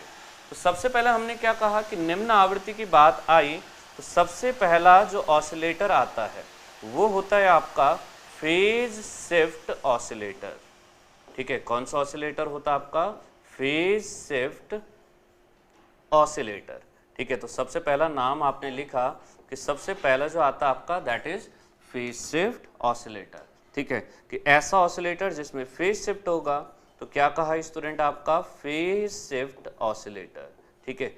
या फिर इसी को क्या कहते हैं आरसी फेज शिफ्ट, बात आगे बताएंगे क्यों। तो यहाँ है आपका फेज शिफ्ट ऑसिलेटर, और दूसरा होता है स्टूडेंट आप लोगों का वेन ब्रिज ऑसिलेटर, जो आपने मेजरमेंट में भी वेन ब्रिज पढ़ा होगा, ठीक है। वही वेन ब्रिज की बात कर रहा हूँ, ठीक है, कि वेन ब्रिज ऑसिलेटर, ठीक है। तो दूसरा जो ऑसिलेटर निकल कर आता है वो होता आपका वेन ब्रिज ऑसिलेटर, ठीक है। इतना फिर इसी तरह से उच्च आवृत्ति या हाई फ्रीक्वेंसी या फिर रेडियो फ्रीक्वेंसी की अगर मैं बात करता हूं तो यहाँ आपके ऑसिलेटर्स को चार भागों में बांटा गया है, ठीक है। हाई फ्रीक्वेंसी के ऑसिलेटर आपके 4 प्रकार के होते हैं, जिनमें सबसे पहला जो नाम आता है वो आता आपका हार्टले ऑसिलेटर का। ठीक है, सबसे पहला आता आपका हार्टले ऑसिलेटर। फिर दूसरा जो नाम आता है स्टूडेंट आप लोगों का वो आता आपका कॉलपिट्स। ठीक है, क्या कहा आपको? Colpitts oscillator. तो दूसरा जो नाम आता है वो है आपका कॉलपिट्स ऑसिलेटर। पहला आपका हार्टले ऑसिलेटर, दूसरी बात आपकी निकल कर आई कॉलपिट्स ऑसिलेटर की। फिर इसी तरह से अगर मैं तीसरे भाग की बात करता हूं तो ये होता है स्टूडेंट आपका क्लैप ऑसिलेटर। ठीक है, तीसरा जो आता आपका वो होता आपका क्लैप ऑसिलेटर।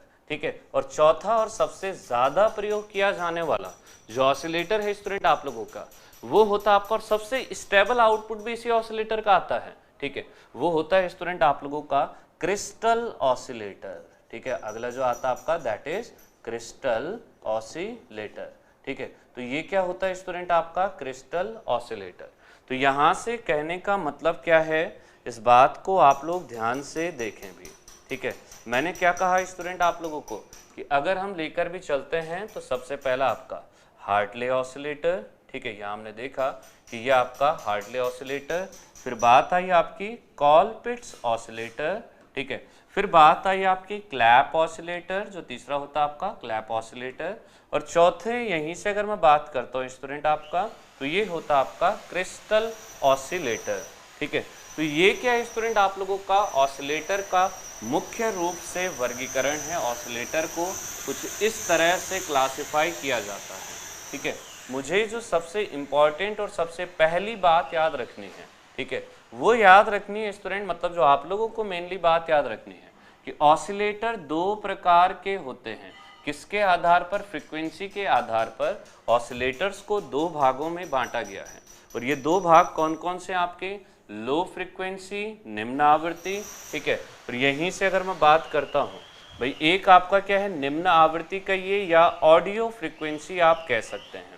ठीक है, और दूसरा होता है स्टूडेंट आपका उच्च आवृत्ति हाई फ्रीक्वेंसी या फिर रेडियो फ्रीक्वेंसी ऑसिलेटर।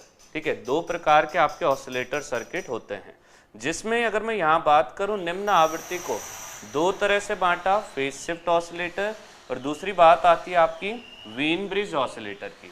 ऐसे ही हाई फ्रीक्वेंसी की अगर मैं बात करता हूँ, उच्च आवृत्ति की अगर मैं बात करता हूँ तो ये सबसे पहला हार्टले ऑसिलेटर। फिर यहीं से अगर मैं बात करता हूँ दूसरा आता आपका कॉलपिट्स ऑसिलेटर। ठीक है, फिर तीसरी बात अगर मैं करता हूँ तो यह आता आपका क्लैप ऑसिलेटर। ठीक है, और चौथा यहीं से अगर मैं देखता हूँ तो यह आ जाता है स्टूडेंट आपका क्रिस्टल ऑसिलेटर। ठीक है, तो कुछ इस प्रकार से ऑसिलेटर्स का वर्गीकरण है जो हमारे एग्जामिनेशन पॉइंट ऑफ व्यू से भी अगर मैं बात करता हूँ तो यही वाला इम्पॉर्टेंट है। रिलैक्सेशन ऑसिलेटर से बहुत ज़्यादा टाइम और कुछ बहुत ज़्यादा क्वेश्चंस नहीं पूछे गए हैं। ठीक है, जनरली जो क्वेश्चन हमारा चाहे वो न्यूमेरिकल क्वेश्चन भी कई बार जैसे आपके TG2 के एग्जाम में दे देता है तो वो इसी सेक्शन से आता है। ठीक है, तो ध्यान से देखते रहें स्टूडेंट, और सभी स्टूडेंट्स वीडियो को लाइक और शेयर ज़रूर करें भाई। ठीक है, हर एक स्टूडेंट वीडियो को लाइक और शेयर ज़रूर करें। ठीक है, तो ये है स्टूडेंट आप लोगों का फ्रीक्वेंसी के आधार पर ऑसिलेटर्स का वर्गीकरण, कि फ्रीक्वेंसी के आधार पर ऑसिलेटर कैसे वर्गीकृत होते हैं। तो फटाफट से 1 मिनट का टाइम लीजिए आप लोग और इसे नोट डाउन कीजिए ज़रा।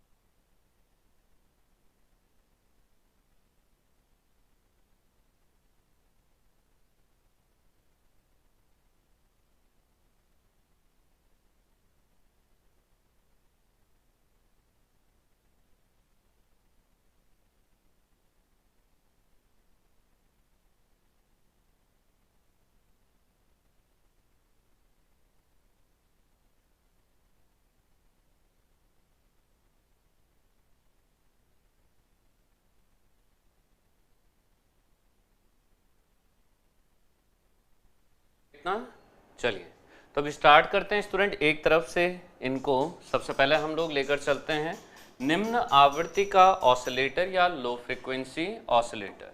ठीक है, तो सबसे पहले हेडिंग लिखिएगा स्टूडेंट आप लोग, निम्न आवृत्ति ऑसिलेटर या ऑडियो फ्रीक्वेंसी ऑसिलेटर।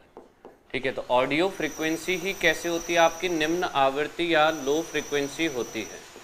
ठीक है, तो हेडिंग लिखिएगा audio frequency oscillator, audio frequency oscillator. ठीक है, तो ऑडियो फ्रीक्वेंसी ऑसिलेटर, ये देखिएगा स्टूडेंट, यहाँ अगर हम लोग बात करते हैं ऑडियो फ्रीक्वेंसी ऑसिलेटर। ठीक है, तो ऑडियो फ्रीक्वेंसी ऑसिलेटर की अगर मैं बात करूं या निम्न आवृत्ति के ऑसिलेटर की मैं बात करता हूं, ठीक है, तो हमने क्या कहा कि कुछ हमने लो फ्रीक्वेंसी कहे और कुछ हमने हाई फ्रीक्वेंसी कहे। अच्छा, इससे ठीक पहले या इससे भी पहले हमने एक बात देखी थी कि ऑसिलेटर बनता कैसे है।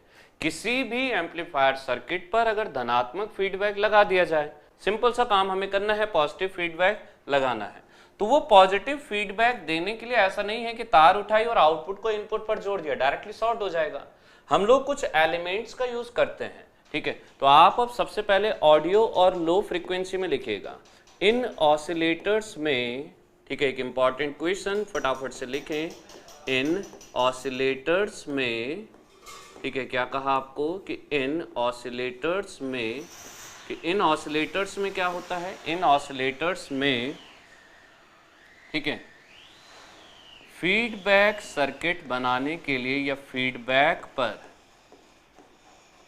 ठीक है, या फीडबैक सर्किट लिख लेते हैं कि इन ऑसिलेटर में फीडबैक सर्किट, ठीक है, किससे बना होता आपका, रेजिस्टेंस व कैपेसिटेंस से।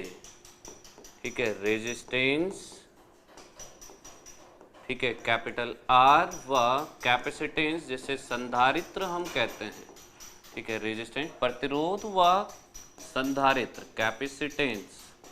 ठीक है, रेजिस्टेंस व कैपेसिटेंस या संधारित्र सी को जोड़कर बनाया जाता है, को जोड़कर बनाया जाता है।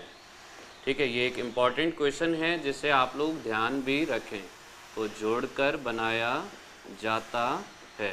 ठीक है, कि यहाँ पर जो फीडबैक बनेगा वो किसके द्वारा बनेगा स्टूडेंट आपका, वो हमेशा याद रखें कि अगर मैं बात कर रहा हूँ किसकी, मैं लेकर चल रहा हूँ आपके लो फ्रीक्वेंसी या ऑडियो फ्रीक्वेंसी को, तो इस केस में जो ऑसिलेटर पर जो फीडबैक वो एम्पलीफायर पर जो फीडबैक लगाया जाता है ऑसिलेटर को बनाने के लिए, वो क्या लगाया जाता है आपका, रेजिस्टर और कैपेसिटर को जोड़कर बनाया गया एक सर्किट होता है।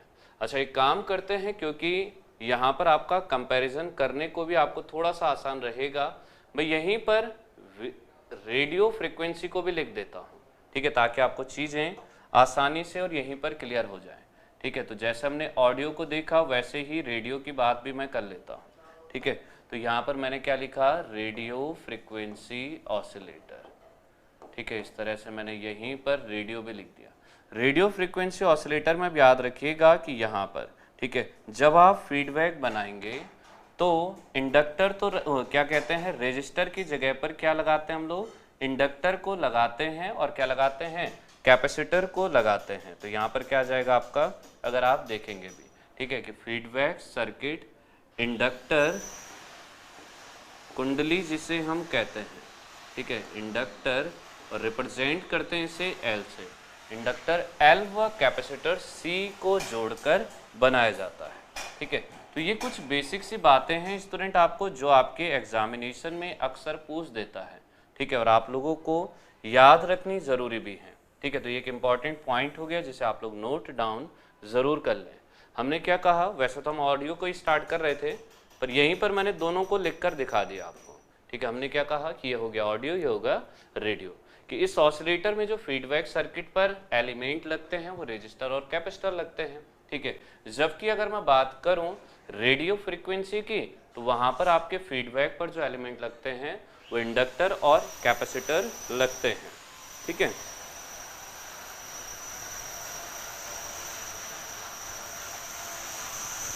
फटाफट से लिख लें आप लोग।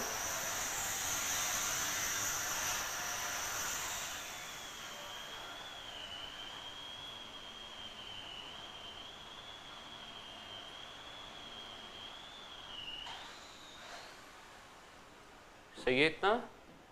चलिए तो अब स्टार्ट करते हैं स्टूडेंट, अब एक एक करके ऑडियो फ्रीक्वेंसी ऑसिलेटर्स को, ठीक है, जिसमें सबसे पहले मैं बात करने आप जो जा रहा हूँ वो है स्टूडेंट आप लोगों का फेज शिफ्ट ऑसिलेटर, ठीक है। क्या का स्टूडेंट आपका, इस तरह से अगर मैं लिखता भी हूँ तो ये कुछ स्पेलिंग इसकी इंग्लिश में होती है भाई, फेज शिफ्ट ऑसिलेटर, ठीक है। क्या कहा आपका, फेज शिफ्ट ऑसिलेटर, ठीक है। तो ये कुछ इस तरह से हम लिख भी सकते हैं कि that is phase shift oscillator, ठीक है।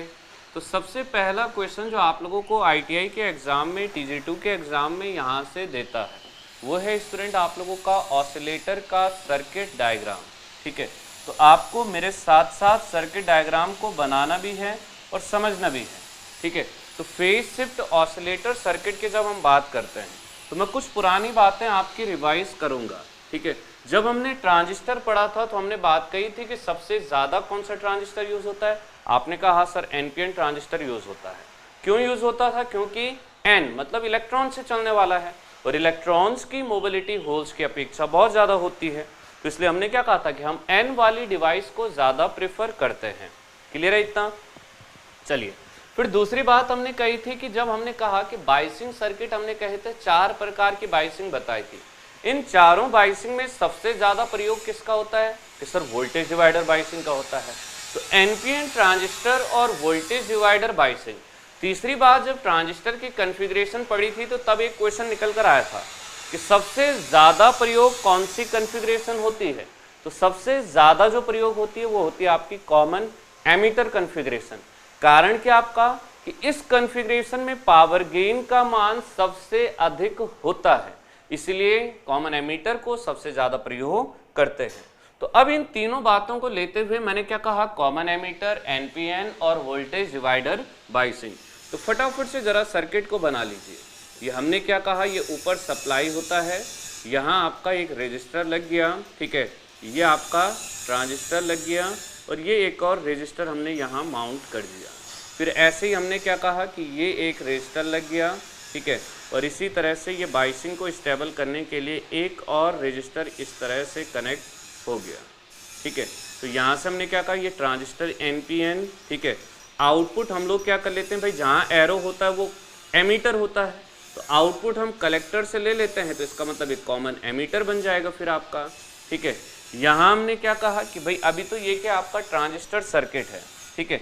फिर हमने यहाँ पर क्या कहा स्टूडेंट आपका कि ये कुछ इस तरह से हमने कैपेसिटर लगा दिया, एक आउटपुट पर, वो इनपुट पर, और एक लगा दिया हमने यहाँ आउटपुट पर, ठीक है। अब इसी के बाद हमने क्या कहा कि ये आपका अभी तक जो हम लोग जिस सर्किट को देख रहे हैं ये इस तरह से हमारा देखा हुआ सर्किट है जो आपने वोल्टेज डिवाइडर बाइसिंग के केस में देखा था, ठीक है। इतना कहाँ पर देखा था ये सर्किट हम लोगों ने, वोल्टेज डिवाइडर बाइसिंग के केस में ट्रांजिस्टर सर्किट में इसे हम लोग देख चुके जब हमने 3 टाइप की बाइसिंग को पढ़ा था, ठीक है। अब मैंने सबसे पहले क्या कहा कि ये ऊपर क्या हमारी सप्लाई वोल्टेज VCC है, ये टर्मिनल कौन सा होता था कि सर कलेक्टर होता था, तो इसके रिस्पेक्टिवली रेजिस्टर, कलेक्टर रेजिस्टर और कैपेसिटर आपका कपलिंग कैपेसिटर। ये रेजिस्टर आपका किस टर्मिनल पर, आपका ये जो टर्मिनल होता है जहाँ तीर का निशान होता है ये एमीटर होता है, तो ये आ गया आपका एमीटर रेजिस्टर RE, ठीक है। ये जो टर्मिनल होता है ये होता हमारा बेस टर्मिनल, तो आपका जो कैपेसिटर आ गया वो आ गया आपका बेस कपलिंग कैपेसिटर, और ये रेजिस्टर R1 और R2 बाइसिंग को स्टेबल करने के लिए लगाए गए 2 कैपेसिटर होते हैं।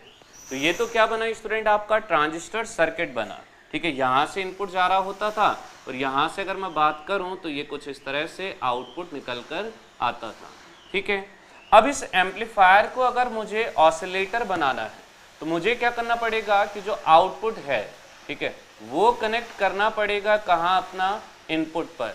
और कैसे कनेक्ट होता है स्टूडेंट आपका, यहाँ फेज शिफ्ट की बात हुई, लो फ्रीक्वेंसी का मतलब रेजिस्टर और कैपेसिटर से बनना है, तो रेजिस्टर और कैपेसिटर से बनेगा तो एक ब्रांच आपकी ये इस तरह से, वो आउटपुट आ रहा है, ये इनपुट आ गया, तो कैसे कनेक्ट होता है, यहाँ से मैंने क्या कहा कि एक पहला कैपेसिटर, ठीक है, फिर हमने क्या कहा ये दूसरा कैपेसिटर, और फिर हमने क्या कहा ये तीसरा कैपेसिटर, तो 3 कैपेसिटर लगे होते हैं, ठीक है।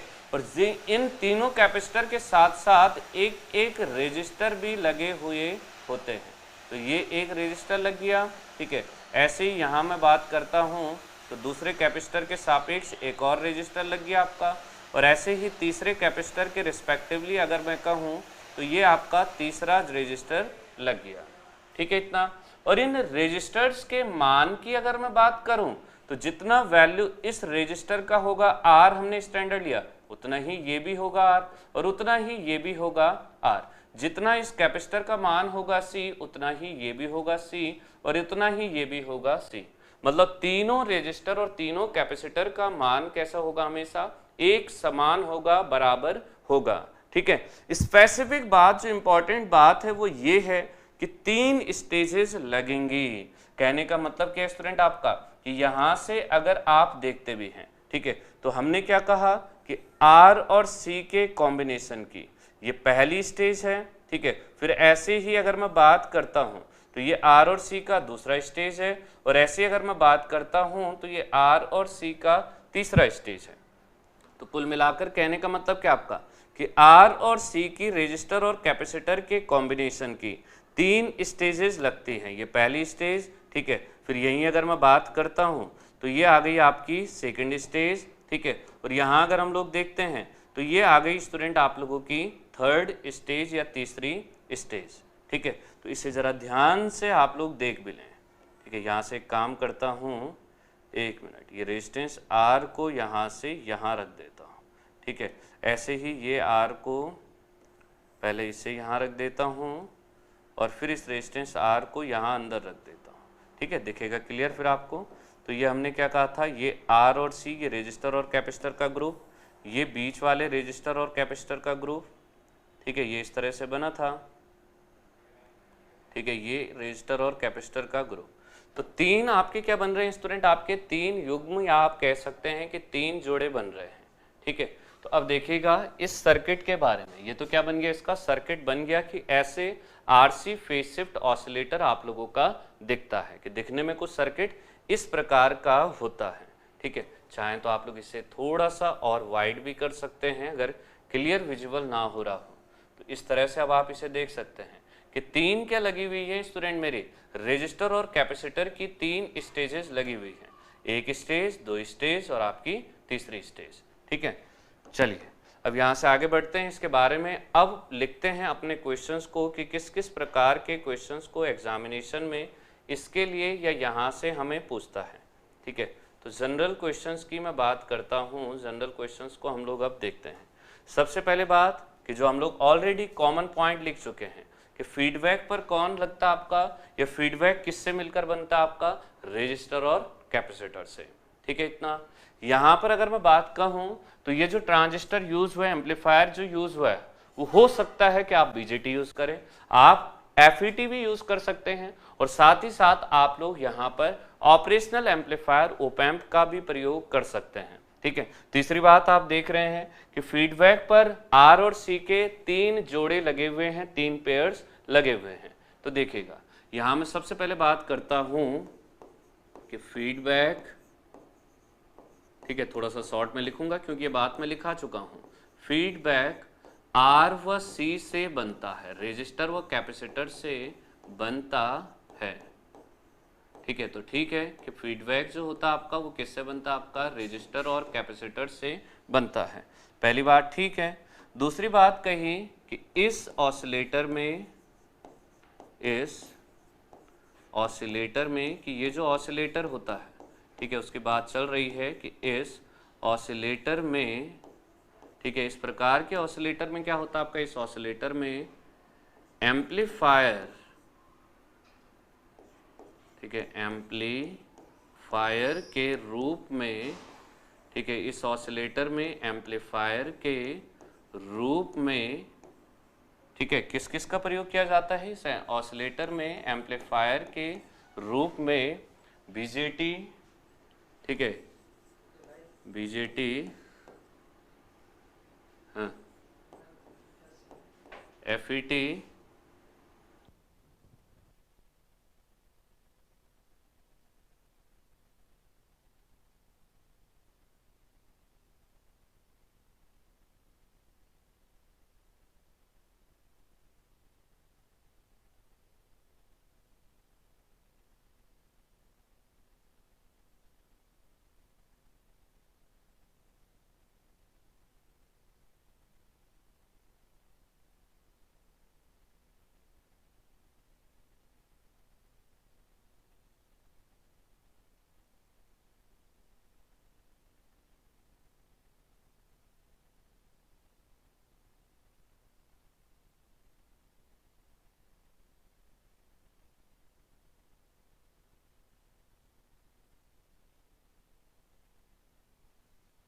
चलिए क्या कहा आपका कि इस ऑसिलेटर में एम्पलीफायर के रूप में बीजेटी, एफईटी या ओपैम्प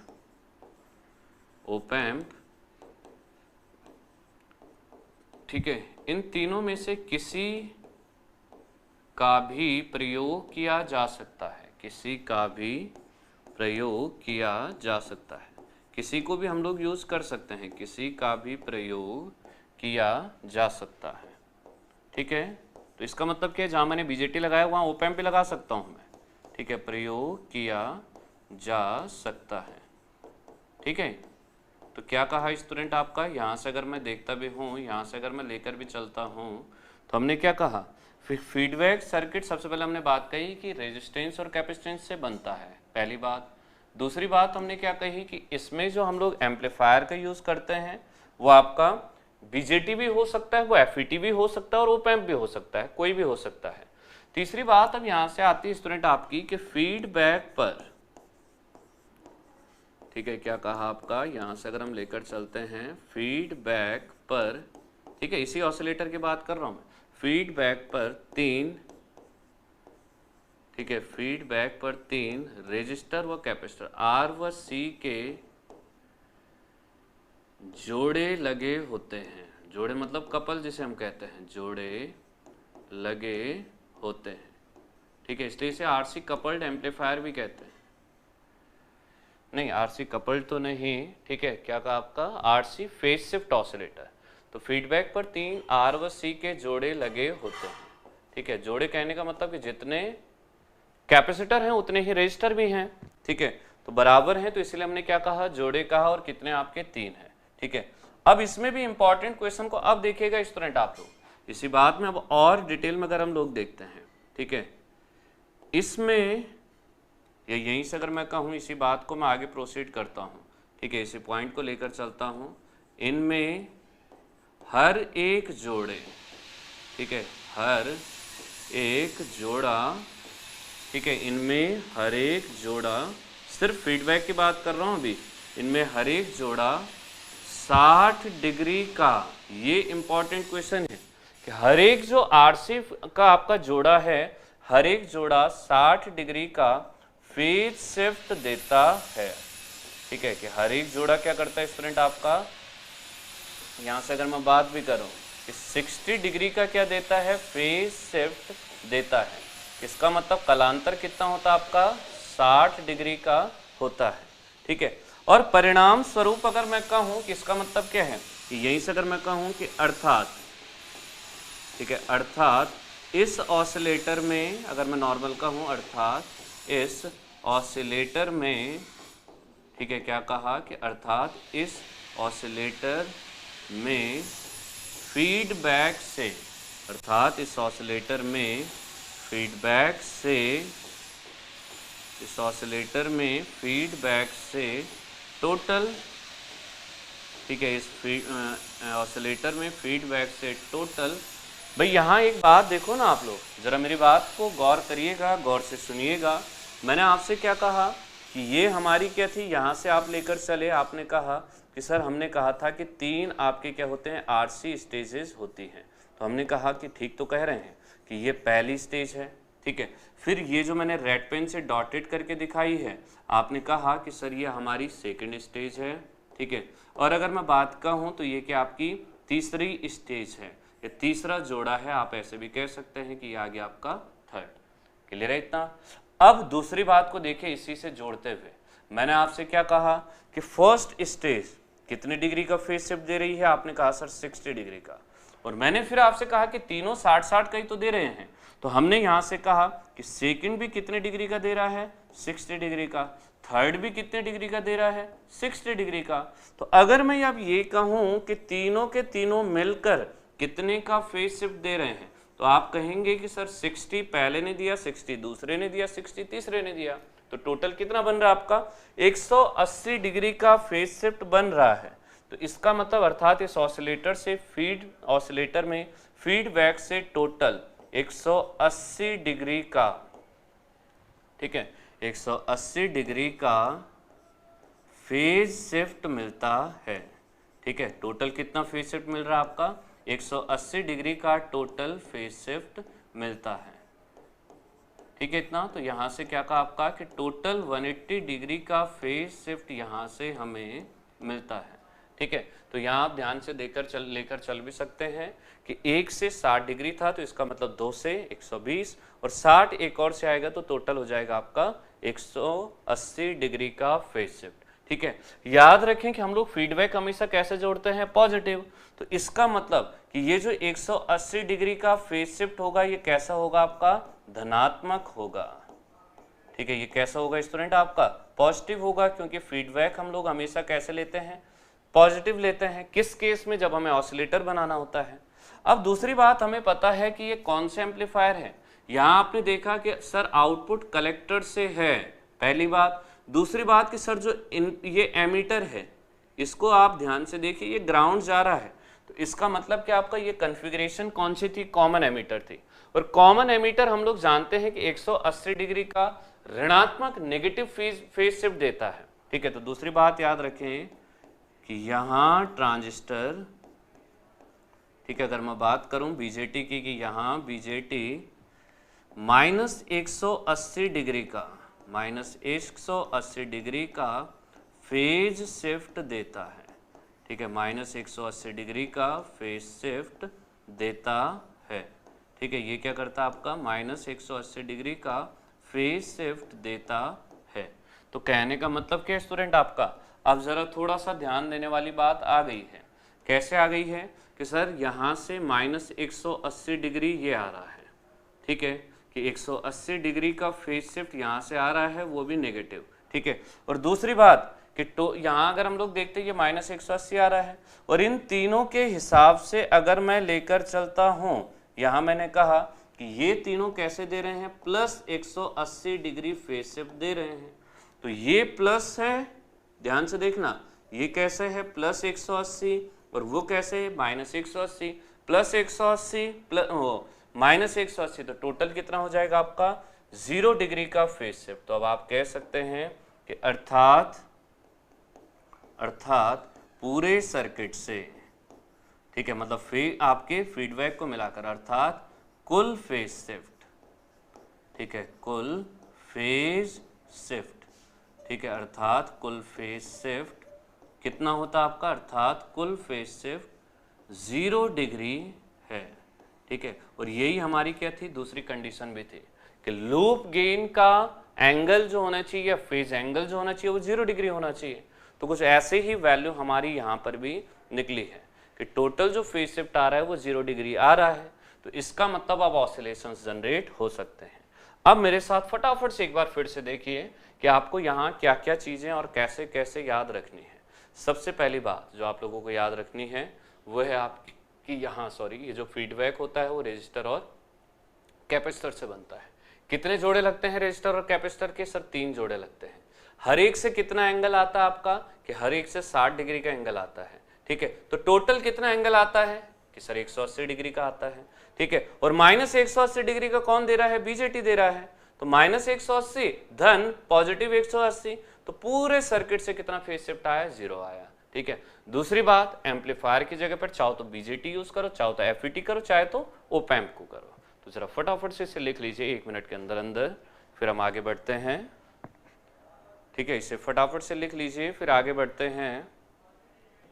चाहे तो आप लोग स्क्रीनशॉट ले लें और फिर बाद में आराम से लिखते रहें।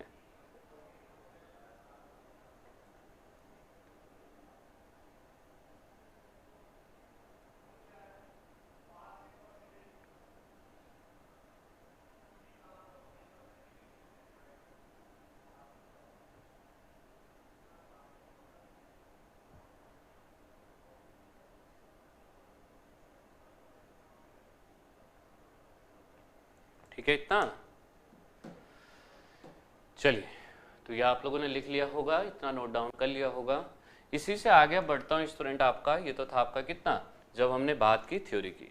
अब कुछ बातें ऐसे होती हैं स्टूडेंट आप लोगों की जो न्यूमेरिकली जो क्वेश्चन आप लोगों को पूछ देता है। ठीक है, तो आपको न्यूमेरिकल तो नहीं देगा, आपको नॉर्मली क्या पूछता है, फॉर्मूला पूछेगा डायरेक्टली।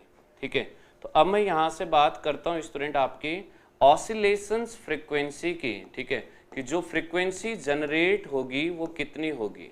तो ऑसिलेशन फ्रीक्वेंसी, ठीक है, कि जब यहाँ से फ्रीक्वेंसी जनरेट होगी तो वो कितनी होगी, ऑसिलेशन फ्रीक्वेंसी, ठीक है। उस फ्रीक्वेंसी की बात करते हैं कि कितनी फ्रीक्वेंसी जनरेट करेगा ये ऑसिलेटर, ऑसिलेशन फ्रीक्वेंसी, ठीक है, ऑसिलेशन फ्रीक्वेंसी।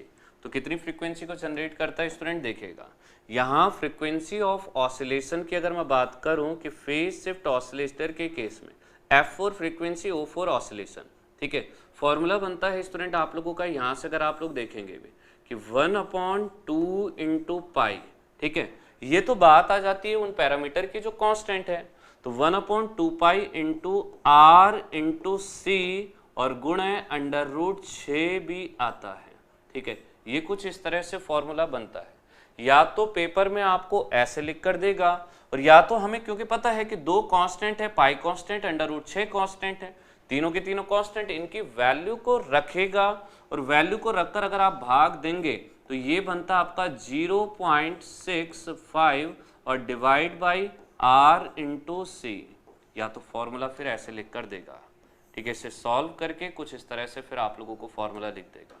तो अब आपसे अगर पूछे कि किस फ्रीक्वेंसी का सिग्नल जनरेट होगा, तो आपके पास रेजिस्टर और कैपेसिटर का मान होना चाहिए। आप किसी भी फ्रीक्वेंसी को बता सकते हैं कि किस फ्रीक्वेंसी का सिग्नल उस टाइम पर जनरेट होगा, ठीक है।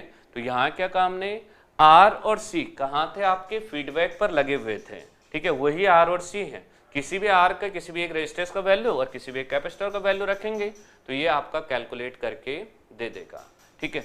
ये जो फॉर्मूला है स्टूडेंट आपका, ये तब है, ये भी याद रखें कि ये किस स्थिति में है, कि जब आपको उसने बीजेटी नहीं कहा स्पेशल करके, अगर क्वेश्चन में बीजेटी नहीं लिया, कहने का मतलब कि अगर उसने कुछ नहीं लिखा, उसने कहा कि आरसी फेज शिफ्ट ऑसिलेटर के लिए फ्रीक्वेंसी ऑफ ऑसिलेशन, उसने कुछ नहीं कहा बीजेटी, एफईटी, ओपैम्प, कोई बात नहीं की, तो उस स्थिति में आपका जो फॉर्मूला होगा ये यही वाला होगा।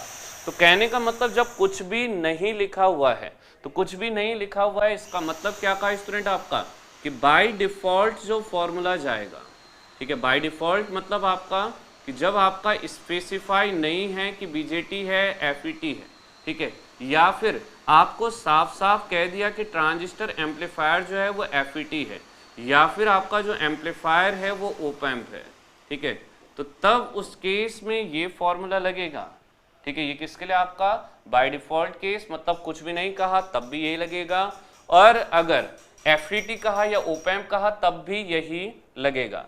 तो इसका कहने का मतलब कि सर अगर बीजेटी कहेगा तो कुछ अलग आएगा, बिल्कुल अलग आएगा, ठीक है। तो अगर मैं यहाँ से बात करता हूँ बीजेटी के लिए, ठीक है, इसी फॉर्मूले की अब मैं बात करता हूँ बीजेटी के लिए, ये तो किसके लिए आपका एफईटी के लिए और आपके किसके लिए, ओपैम्प के लिए, या जब कुछ नहीं कहा है।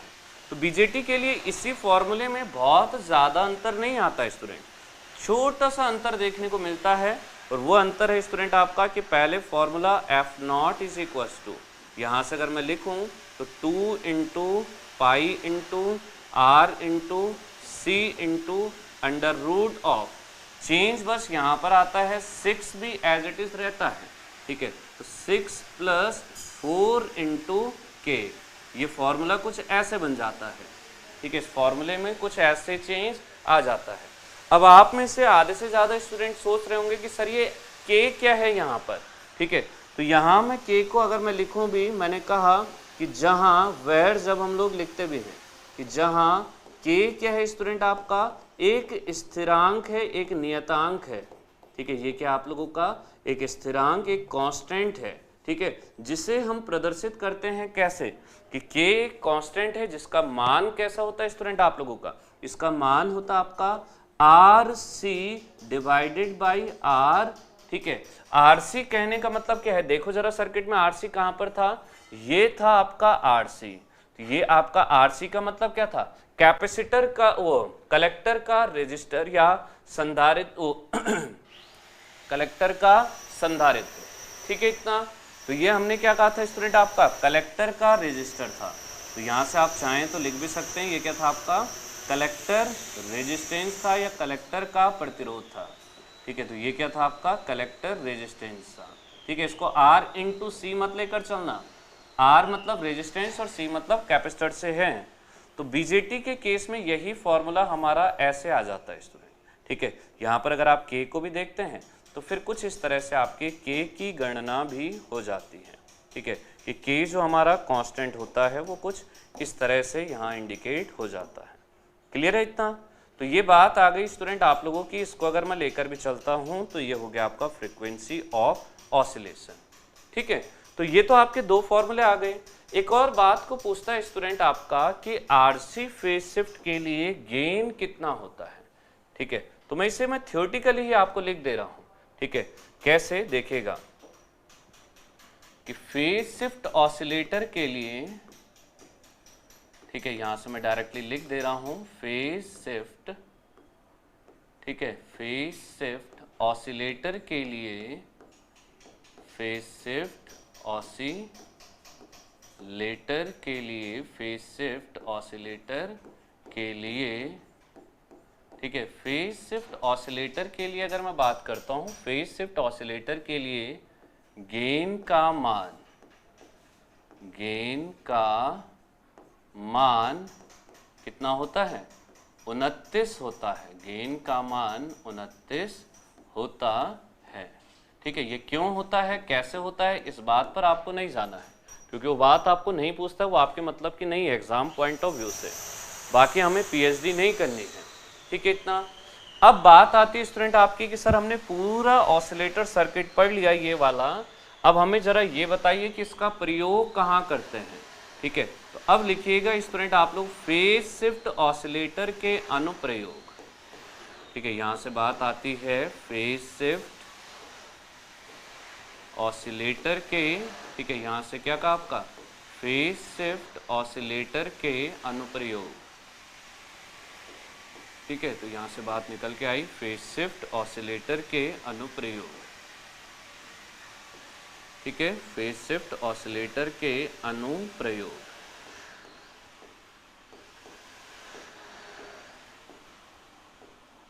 ठीक है, फेज शिफ्ट ऑसिलेटर के अनुप्रयोग। ठीक है, तो फेज शिफ्ट ऑसिलेटर के अगर हम लोग यूजेस को देखते हैं तो सबसे पहला आता है स्टूडेंट आप लोगों का, जितने भी आप लोगों के म्यूजिकल इंस्ट्रूमेंट होते हैं। ठीक है, म्यूजिकल इंस्ट्रूमेंट कहने का मतलब आप लोगों का वाद्य यंत्रों से है। तो जितने भी वाद्य यंत्र होते हैं स्टूडेंट आप लोगों के, वहां पर आपका फेज शिफ्ट ऑसिलेटर का प्रयोग होता है। ठीक है, तो आप कह सकते हैं वाद्य यंत्रों में। ठीक है, कहां पर स्टूडेंट आपका, वाद्य यंत्रों में। ठीक है, इंग्लिश वाले स्टूडेंट लिख सकते हैं कि कहने का मतलब क्या है, म्यूजिकल इंस्ट्रूमेंट्स में भी, म्यूजिकल इंस्ट्रूमेंट में इसका प्रयोग होता है।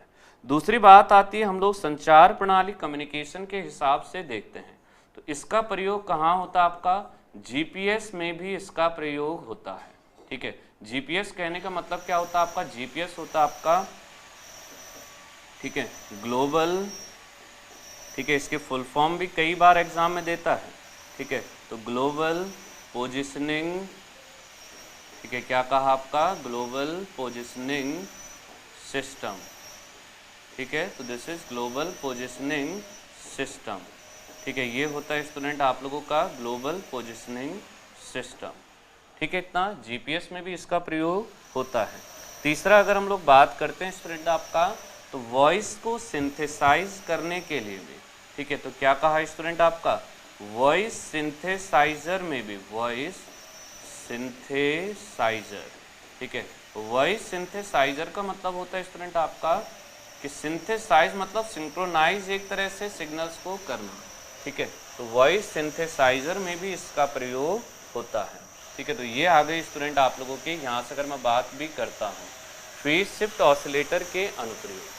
ठीक है, ये थी आपकी फ्रीक्वेंसी ऑफ ऑसिलेशन या ऑसिलेशन की फ्रीक्वेंसी। ठीक है, तो कंप्लीटली अगर मैं यहाँ से देखूं भी स्टूडेंट, अच्छा एक और बात आती है स्टूडेंट, यहीं से एक क्वेश्चन ये तो रह ही गया कि हमने कहा कि फ्रीक्वेंसी ऑफ ऑसिलेशन को हम ऐसे निकाल सकते हैं। ठीक है, पर मानक रूप से स्टैंडर्ड जो फ्रीक्वेंसी जनरेट होती है, ठीक है, आपसे क्वेश्चन पूछता भी है कि फेज शिफ्ट ऑसिलेटर किस रेंज की फ्रीक्वेंसी को जनरेट कर सकता है, या कहाँ से कहाँ तक की फ्रीक्वेंसी को जनरेट कर सकता है।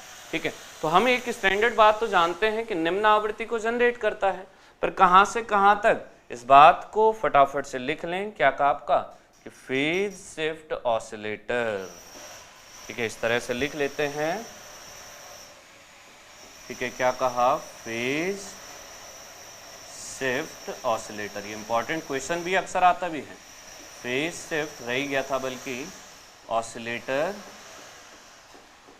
ठीक है, फेज शिफ्ट ऑसिलेटर कहाँ से कहाँ तक स्टूडेंट आपका, 1 हर्ट्ज से लेकर, ठीक है, 1 हर्ट्ज से लेकर आपके 10 मेगा हर्ट्ज तक।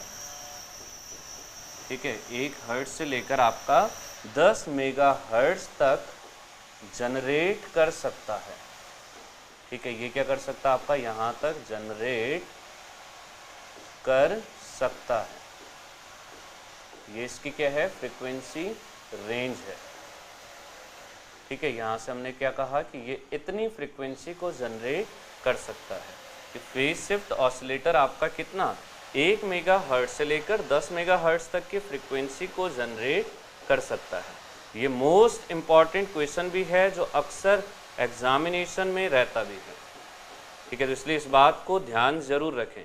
कितनी फ्रीक्वेंसी लिखा है स्टूडेंट आपकी, 1 हर्ट्ज से लेकर आपकी, यहाँ से अगर आप देखते भी हैं कि 1 हर्ट्ज से लेकर 10 मेगा हर्ट्ज तक के फ्रीक्वेंसी के सिग्नल को क्या कर सकता है, जनरेट कर सकता है। तो फ्रीक्वेंसी रेंज पता चल गई, इसके अनुप्रयोग पता चल गए। ठीक है, गेन का मान पता चल गया। यहाँ आप देख सकते हैं कि हमने क्या कहा कि गेन कितना होता है इसके लिए, गेन होता है आपका इसके लिए 29, गेन की यूनिट नहीं होती है कुछ भी। ठीक है, फ्रीक्वेंसी अगर एग्जैक्ट कोई वैल्यू कैलकुलेट करनी है तो इस फॉर्मूले से निकाल सकते हैं। कैसे बनता है वो आपका सर्किट आपके सामने पर है। ठीक है, फिर इसी तरह से अगर मैं बात करता हूँ कि ये आपका ऑडियो और रेडियो, ऑडियो की बात चल रही थी, ऑडियो का पार्ट है, तो 2 प्रकार के आपकी फ्रीक्वेंसी के आधार पर ऑसिलेटर थे। ठीक है, सामान्य आधार पर भी 2 प्रकार के थे जिनके बारे में हमने बातें देखी थी। ठीक है, फिर इससे पहले हमने देखा कि ऑसिलेशन को जनरेट करवाने के लिए, ठीक है, कुछ विशेष कंडीशंस की बात आई थी। तो सबसे पहले हमने देखा कि ये पैरामीटर हमने लास्ट क्लास में देखे थे कि ए क्या था आपका, ओपन लूप गेन था। ठीक है, फिर बीटा क्या था आपका, फीडबैक का फैक्टर था कि किस फैक्टर से फीडबैक ले रहे हैं। ठीक है, फिर ए इंटू बीटा की बारी आई तो ये क्या है स्टूडेंट आप लोगों का, ये होता आपका लूप गेन। तो यहाँ से ए था सबसे पहले आपका ओपन लूप गेन, बीटा था आपका फीडबैक फैक्टर, और ए इंटू बीटा था आप लोगों का ओपन लूप गेन था। ठीक है, ये क्या था आपका लूप गेन। फिर इसके आधार पर हमने बार्कहाउसेन के क्राइटेरिया को देखा, जिसमें क्या कहा कि ये क्या आपकी फर्स्ट कंडीशन थी जिसे हम मैग्नीट्यूड कंडीशन कहते हैं कि मैग्नीट्यूड ग्रेटर देन या इक्वल हो 1 के। दूसरी थी फेज कंडीशन जो 0 डिग्री या 300 डिग्री हो। दोनों का एक साथ फॉलो करना जरूरी है, अगर कोई भी एक फेल हो गया तो आपका ऑसिलेशन जनरेट नहीं होंगे।